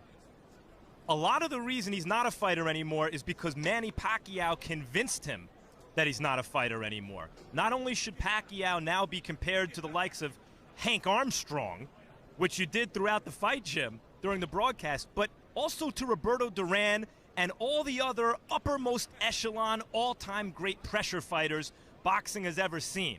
And in the immediate future, I think we can expect to see Pacquiao against Ricky Hatton, a fight he'd be favored to win. And then, I think potentially, Pacquiao versus Floyd Mayweather Jr. After all, Floyd, when last seen in action, was given a very tough time against Oscar De La Hoya. Afterwards, he fought Ricky Hatton, but De La Hoya gave Floyd all he could handle, and De La Hoya certainly didn't give Pacquiao all Pacquiao could handle. Yeah, certainly Pacquiao versus Mayweather would be the ultimate sweepstakes, the number one pound-for-pound fighter of this moment against his predecessor, who in retirement for now remains an unbeaten fighter. So the king is dead. Long live the king. If there's any fighter in the sport who can become the economic bulwark that Oscar De La Hoya has been for the last decade and a half, it's probably Manny Pacquiao. Tuesday night at 10 p.m., it's the premiere of HBO Sports' latest documentary, Breaking the Huddle, the integration of college football, a film about the Trailblazers who integrated the playing fields into powerful football conferences of the South during the turbulent civil rights era. The following evening at 9 p.m., catch the live premiere of the next Costas Now for a look back at the biggest sports moments of 2008. Tiger Woods, Michael Phelps, Jimmy Rollins, Michael Strahan, and many others will be on hand to relive the best moments of the year. If you missed any part of tonight's telecast, you can catch it again on HBO Sunday morning at 10:30 a.m. or on HBO 2, Sunday at 5:30 p.m. or Wednesday morning at 5 minutes past midnight. And now for our entire HBO crew, I'm Jim Lampley saying so long from Mannheim, Germany. We leave you now from images from a tumultuous year in boxing with thanks to the dedicated professionals who made this possible for all of us.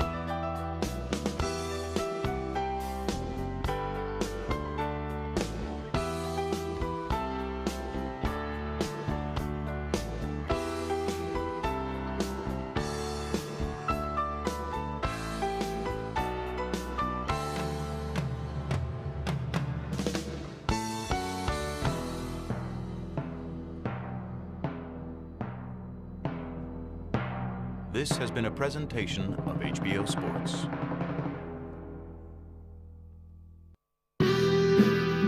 Next on HBO. Go behind the scenes of the romantic comedy movie about real life and starring Jim Carrey.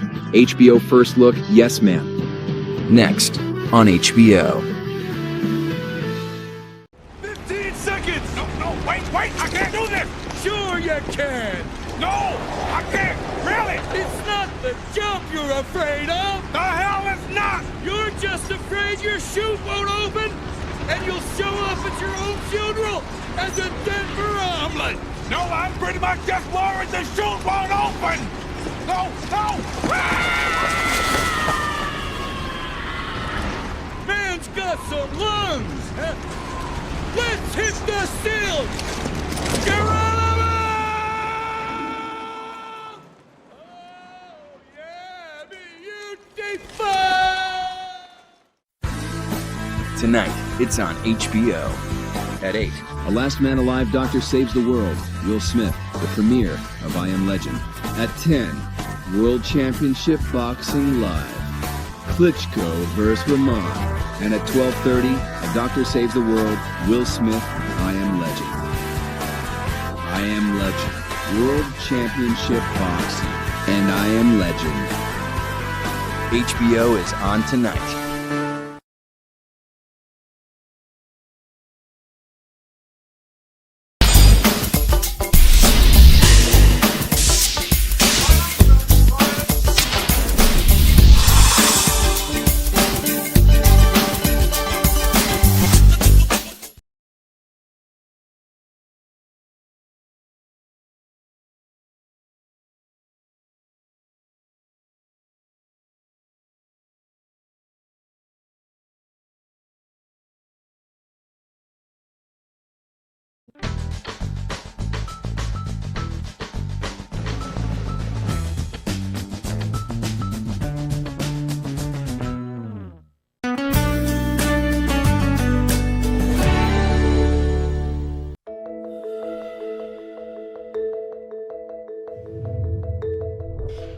Things are kind of delicate right now.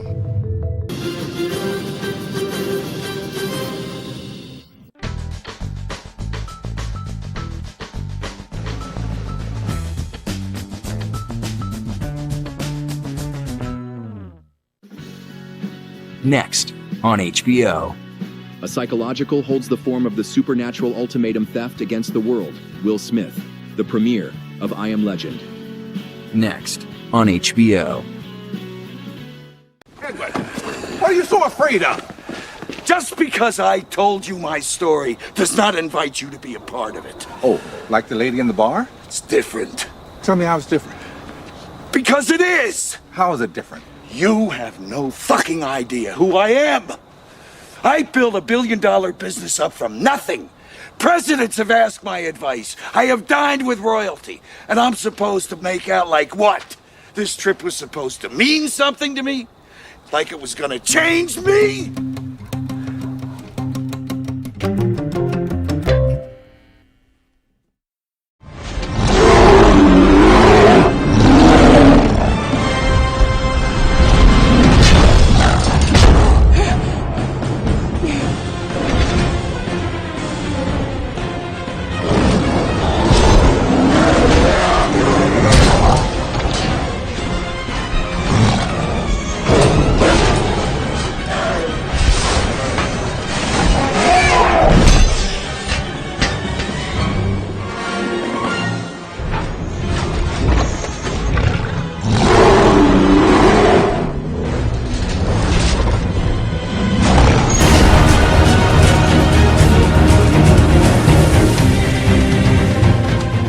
You're not the police, and not under arrest. It's been a while since you used the door. But they've noticed the life we live. You can just go on a little walk on the they wouldn't notice. What's going on? Think you could go on like this forever? There are always consequences.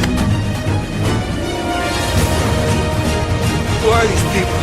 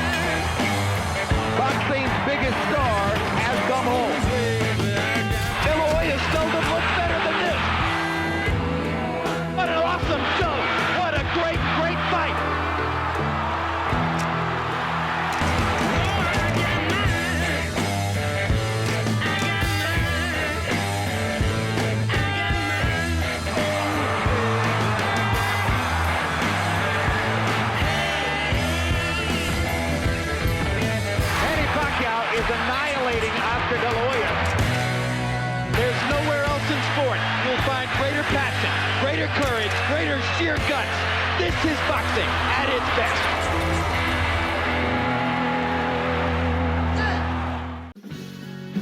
Next on HBO. A psychological holds the form of the supernatural ultimatum theft against the world, Will Smith, the premiere of I Am Legend. Next on HBO. Oh, hi there. We flight at the Concords. We're just coming back to America for season 2 of our show. HBO, 10 o'clock on Sundays. Brett, can we go home? What for? I've got to go and pick my trousers up. Oh, you didn't bring your trousers? No, I'm wearing shorts. I've got freezing legs. What are you doing wearing your shorts? It was fine when we left. It was sunny. And I just took off. Didn't really think about my legs. Forgot it would be winter in the No, I'll meet you hemisphere. there. I'm not going back. I'll meet you there. Oh, come on, man. Oh, legs. Oh, my flip-flop. I just dropped my flip-flop in the sea. Flight of the Concords. The new season. Coming in January.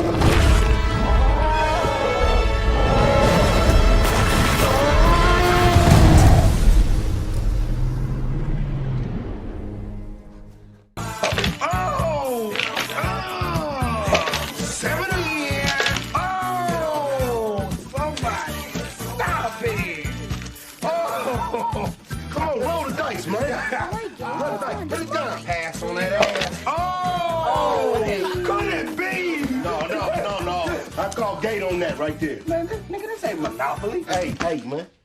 Roll again, bro. Day 1001. Behavioral note. Social de-evolution appears complete. Decreased brain function or growing scarcity of food is causing them to ignore their basic survival instincts. Typical human behavior is now entirely absent.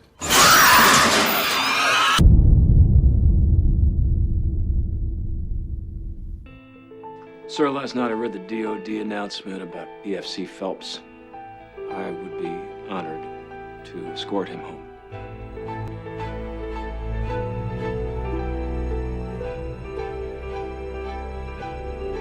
Being picked up at 6. Tomorrow morning? It's a little unusual for an officer to escort a PFC. Yes, sir. I know that, but I would very much like to do it, sir. The remains are to travel feet first when being transported from one point to another. At each transfer point, regardless of the mode of transport, you will render honors. I upgraded you to first class. Thank you for your service.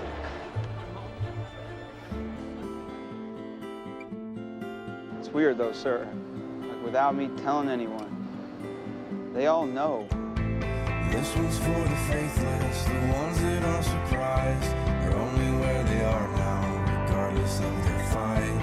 This one's for believing, if only for its sake. Come on, friends, get up. I want you to have this. It's to be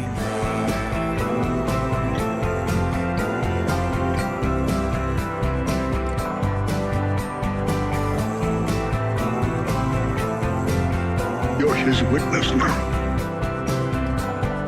Without a witness, it just disappeared. Chance would be so honored knowing such a senior officer brought him home.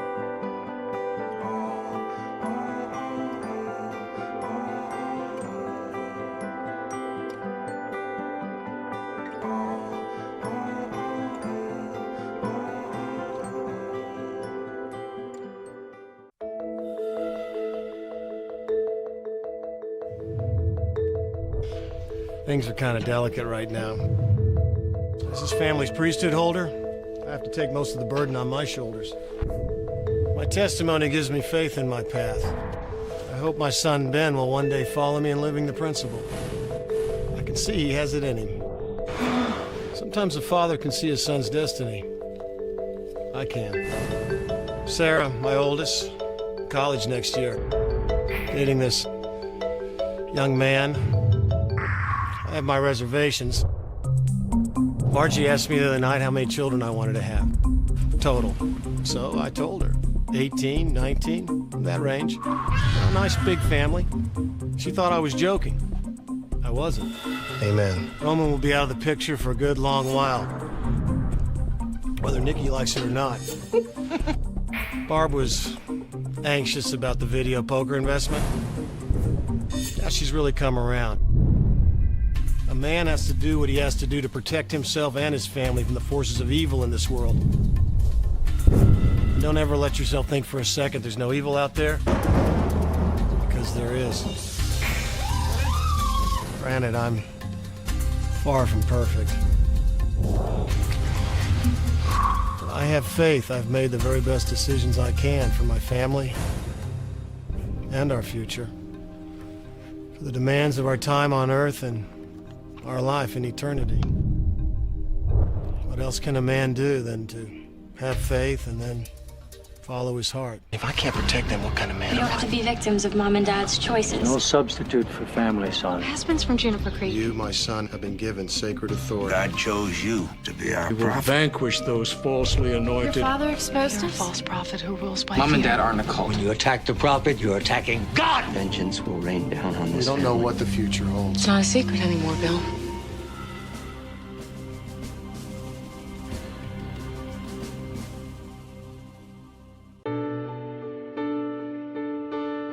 I am not human, Suki.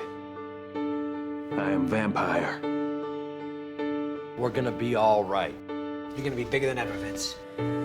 Tried to paint you a picture. We are in the very midst of revolution. My whole heart is in it. We're Marines. We obey our orders. It's like a war, ain't it? Easy to get in, hell to get out. Henry Aaron and Willie Mays. Thank you very much.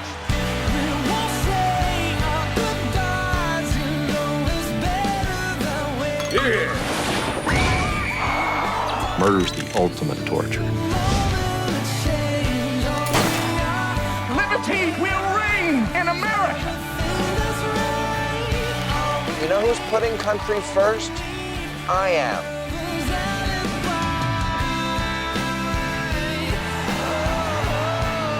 I'm innocent. Who actually won this election? Who won it? What are you doing? My name is Joe Lewis. Reach for the stars, baby. I love you.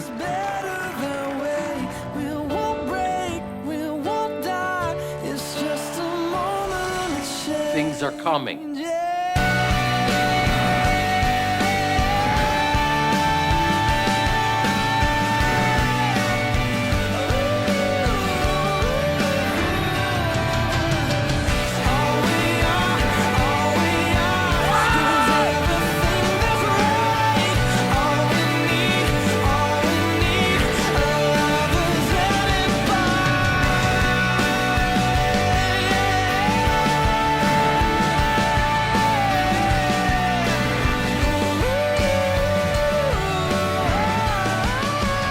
We are all in this together.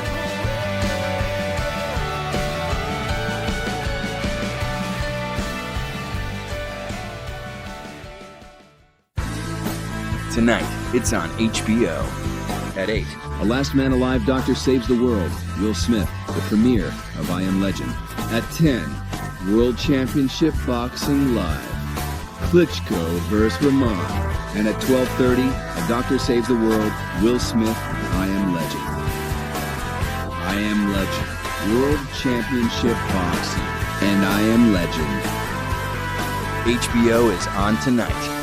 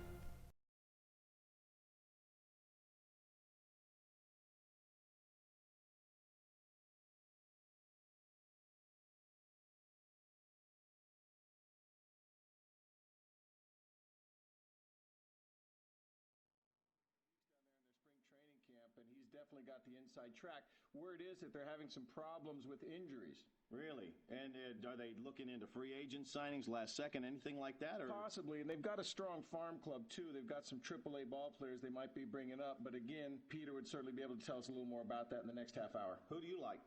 Well, I'm telling you, so far, I like what I'm seeing in New York. They've got a strong ball club as usual. That's in the American. And in the National, I'm still liking Chicago with a little bit of a twist here for Los Angeles. Okay, so we're looking at New York, Chicago, World Series possible, Los Angeles. You've got it here. Hey, hold him to it at the end of the season. That's going to do it for us from the Sports Desk right now.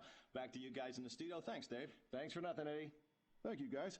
That's not all we're following. Here's Karen at the Health Desk. The world of medicine has seen its share of miracle cures, from the polio vaccine to heart transplants, but all past achievements may pale in comparison to the work of Dr. Alice Crippen. Thank you so much for joining us this morning. Not at all. So, Dr. Crippen, give it to me in a nutshell. Well, the premise is quite simple. Take something designed by nature and reprogram it to make it work for the body rather than against it. You're talking about a virus? Indeed, yes, in this case the measles virus, which has been engineered at a genetic level to be helpful rather than harmful. And I find the best way to describe it is if you can imagine your body as a highway and you picture the virus as a very fast car being driven by a very bad man, imagine the damage that car could cause. But then if you replace that man with a cop, the picture changes, and that's essentially what we've done. How many people have you treated so far? Well, we've had 10,009 clinical trials in humans so far. And how many are cancer-free? 10,009. So you have actually cured cancer? Yes, yes. Yes, we have.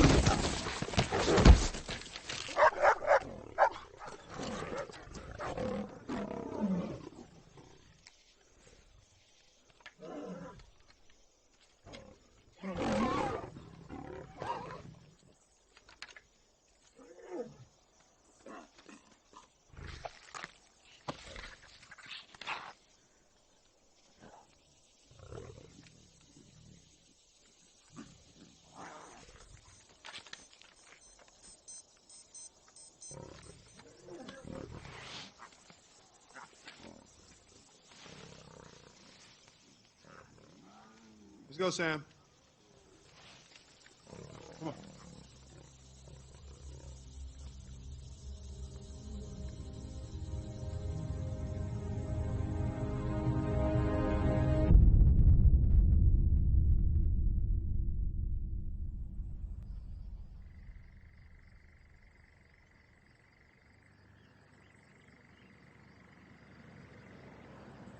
On Route 17 to Bethel, Vermont. Keep your radio on. Listen for our broadcasts. You are not alone. There is hope. Keep listening. You are not alone.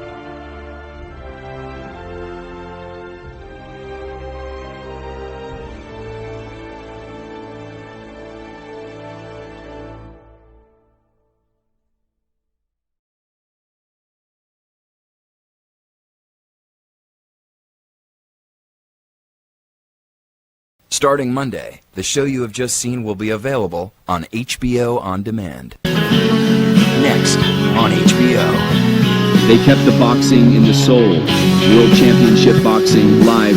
Vladimir Klitschko versus Hasim Rahman. Next on HBO. Oh, hi there. We fly to the Concords. We're just coming back to America for season 2 of our show. HBO, 10 o'clock on Sundays. Brett, can we go home? What for? I've got to go and pick my trousers up. Oh, you didn't bring your trousers?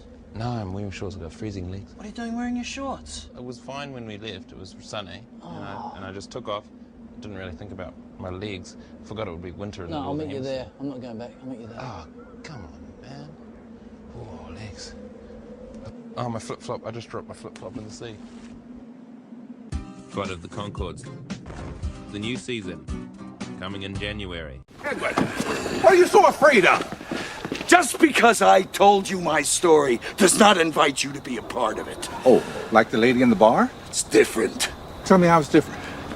Because it is! How is it different? You have no fucking idea who I am. I built $1 billion business up from nothing. Presidents have asked my advice. I have dined with royalty. And I'm supposed to make out like what? This trip was supposed to mean something to me? Like it was gonna change me?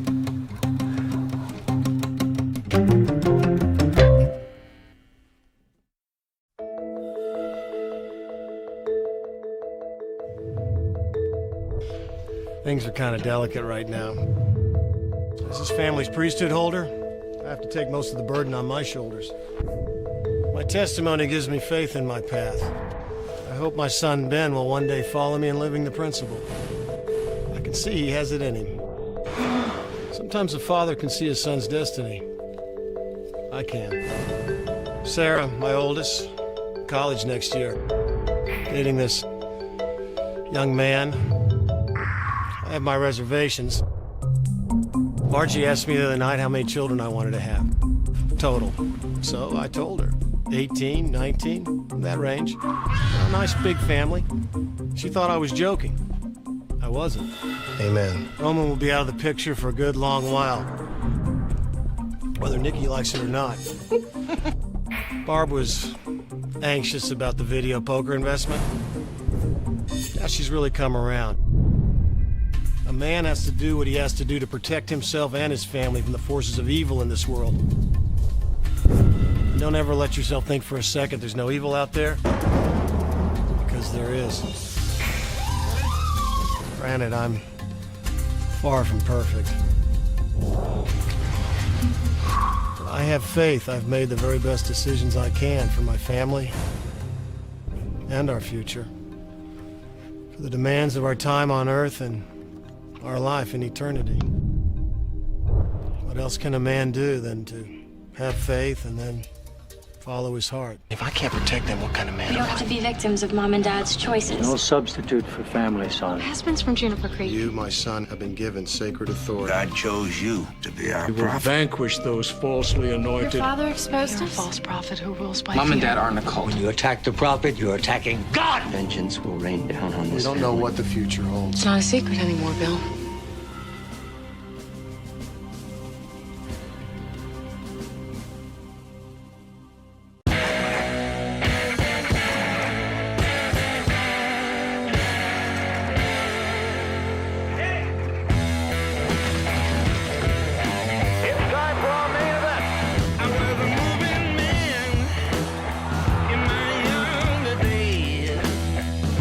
Now, that was a brutal left hand.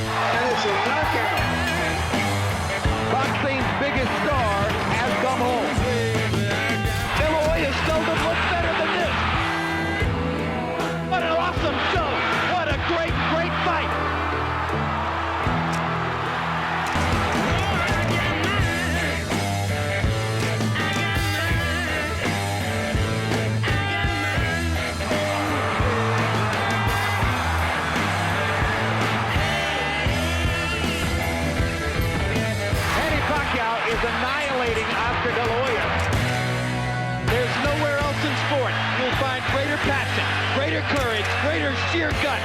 This is boxing at its best.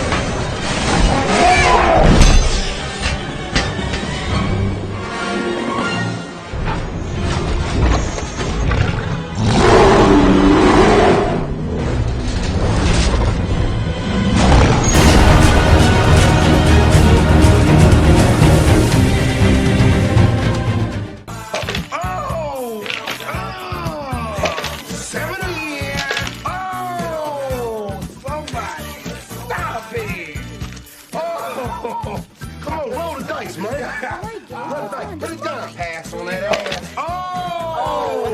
Could it be? No.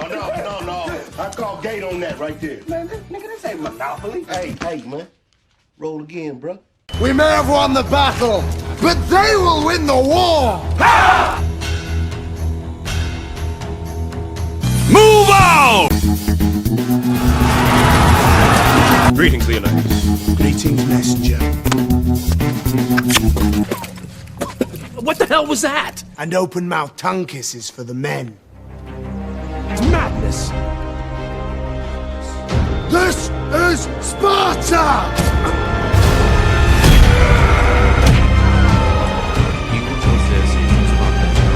So whatever you do, don't kick him into the pit of death. Fight with your head. Just learn to take a hit.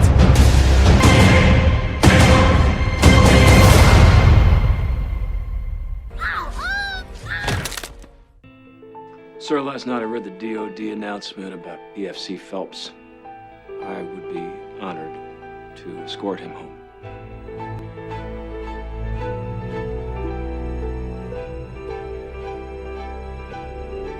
Being picked up at 6. Tomorrow morning? It's a little unusual for an officer to escort a PFC. Yes, sir. I know that, but I would very much like to do it, sir. The remains are to travel feet first when being transported from one point to another. At each transfer point, regardless of the mode of transport, you will render honors.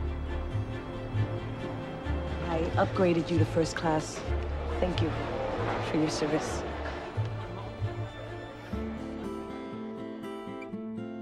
It's weird though, sir. Like without me telling anyone. They all know. This one's for the faithless, the ones that are surprised. They're only where they are now, regardless of their fight. This one's for believing, if only for its sake. Come on, friends, get up. I want you to have this. To be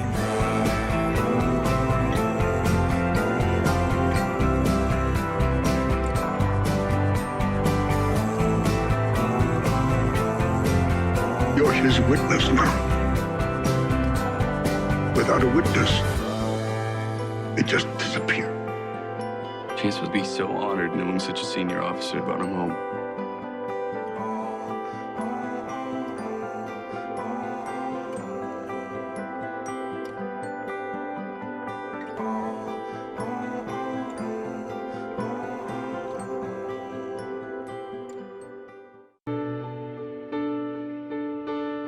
I am not human, Suki.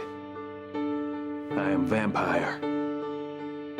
We're gonna be all right. You're gonna be bigger than ever, Vince. I tried to paint you a picture. We are in the very midst of revolution. My whole heart is in it. We're Marines. We obey our orders. It's like a war, ain't it? Easy to get in, and hell to get out. Henry Aaron and Willie Mays. Thank you very much.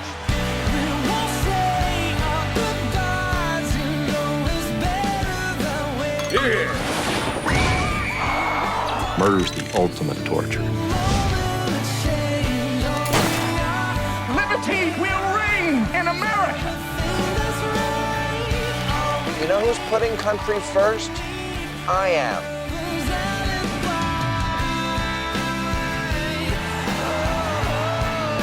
I'm innocent.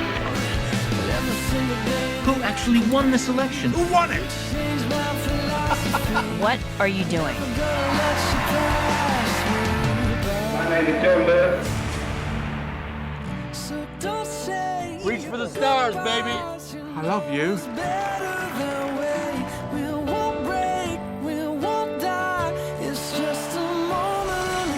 Things are coming.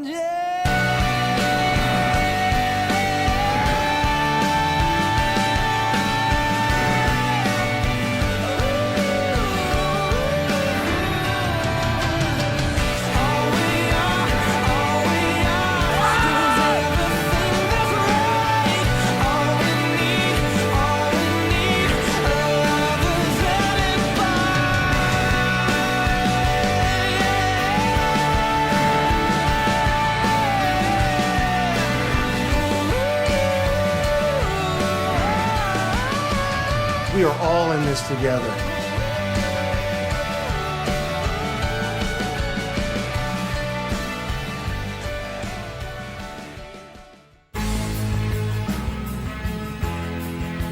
And now, HBO Sports presents World Championship Boxing.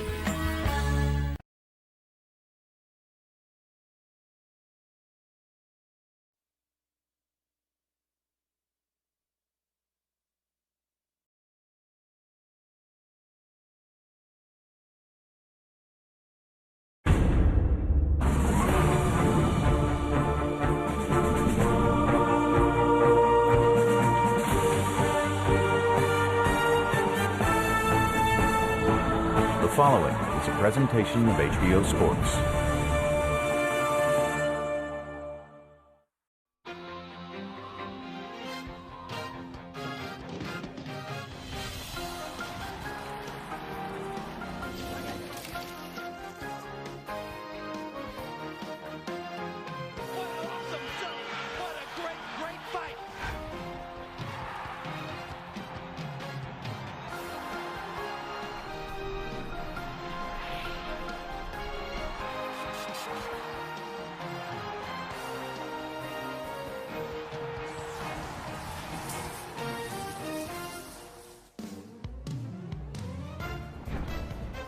Live from Mannheim, Germany, it's the final edition of World Championship Boxing for calendar year 2008.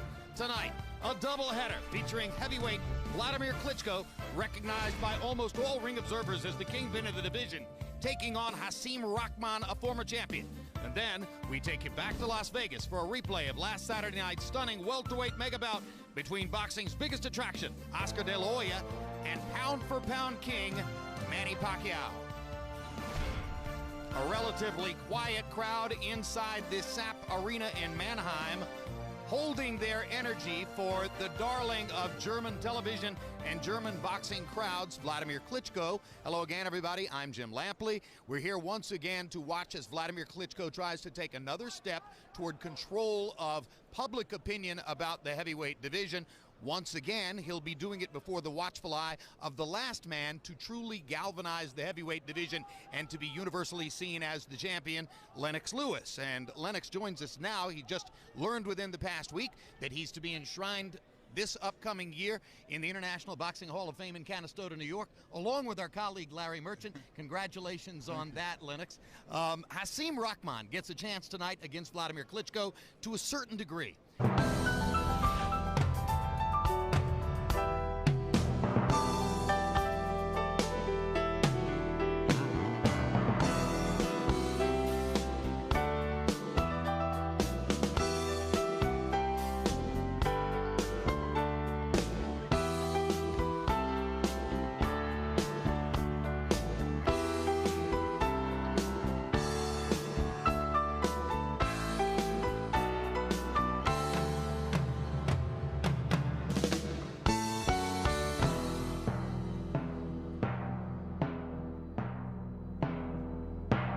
This has been a presentation of HBO Sports.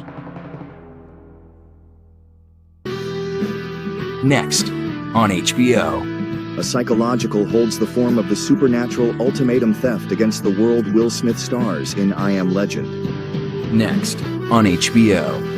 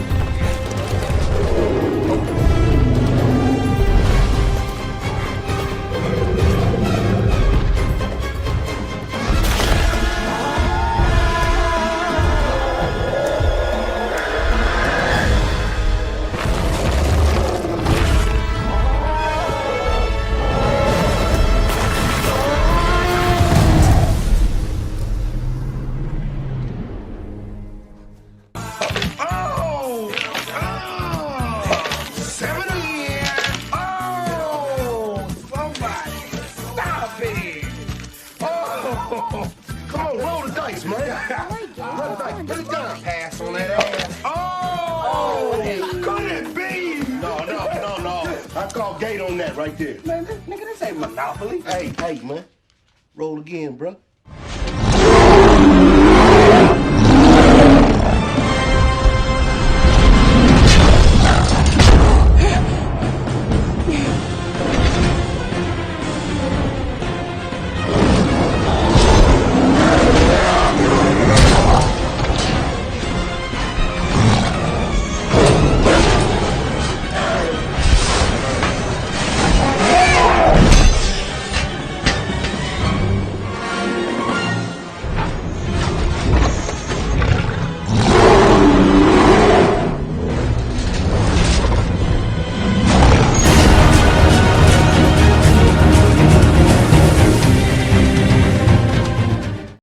Oh, hi there. We fly to the Concords. We're just coming back to America for season 2 of our show, HBO, 10 o'clock on Sundays.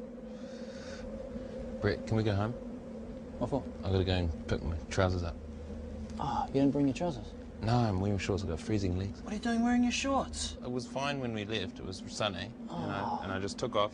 Didn't really think about my legs. Forgot it would be winter in the No, I'll Northern meet you Hemisphere. there. I'm not going back. I'll meet you there. Oh, come on, man. Oh, legs. Oh, my flip-flop. I just dropped my flip-flop in the sea. Flight of the Concords. The new season, coming in January.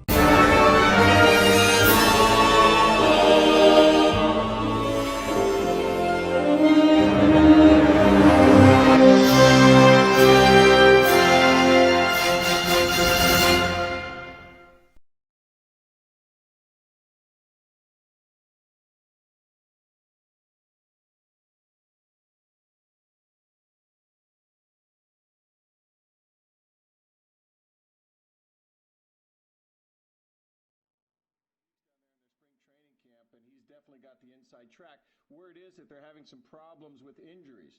Really? And are they looking into free agent signings last second, anything like that? Or? Possibly, and they've got a strong farm club, too. They've got some AAA ball players they might be bringing up. But again, Peter would certainly be able to tell us a little more about that in the next half hour. Who do you like? Well, I'm telling you, so far, I like what I'm seeing in New York. They've got a strong ball club as usual. That's in the American. And in the National, I'm still liking Chicago with a little bit of a twist here for Los Angeles. Okay, so we're looking at New York, Chicago, World Series possible, Los Angeles. You've got it here. Hey, hold him to it at the end of the season. That's going to do it for us from the Sports Desk right now. Back to you guys in the studio. Thanks, Dave. Thanks for nothing, Eddie. Thank you, guys. That's not all we're following. Here's Karen at the help desk. The world of medicine has seen its share of miracle cures, from the polio vaccine to heart transplants, but all past achievements may pale in comparison to the work of Dr. Alice Crippen. Thank you so much for joining us this morning. Not at all. So, Dr. Crippen, give it to me in a nutshell. Well, the premise is quite simple.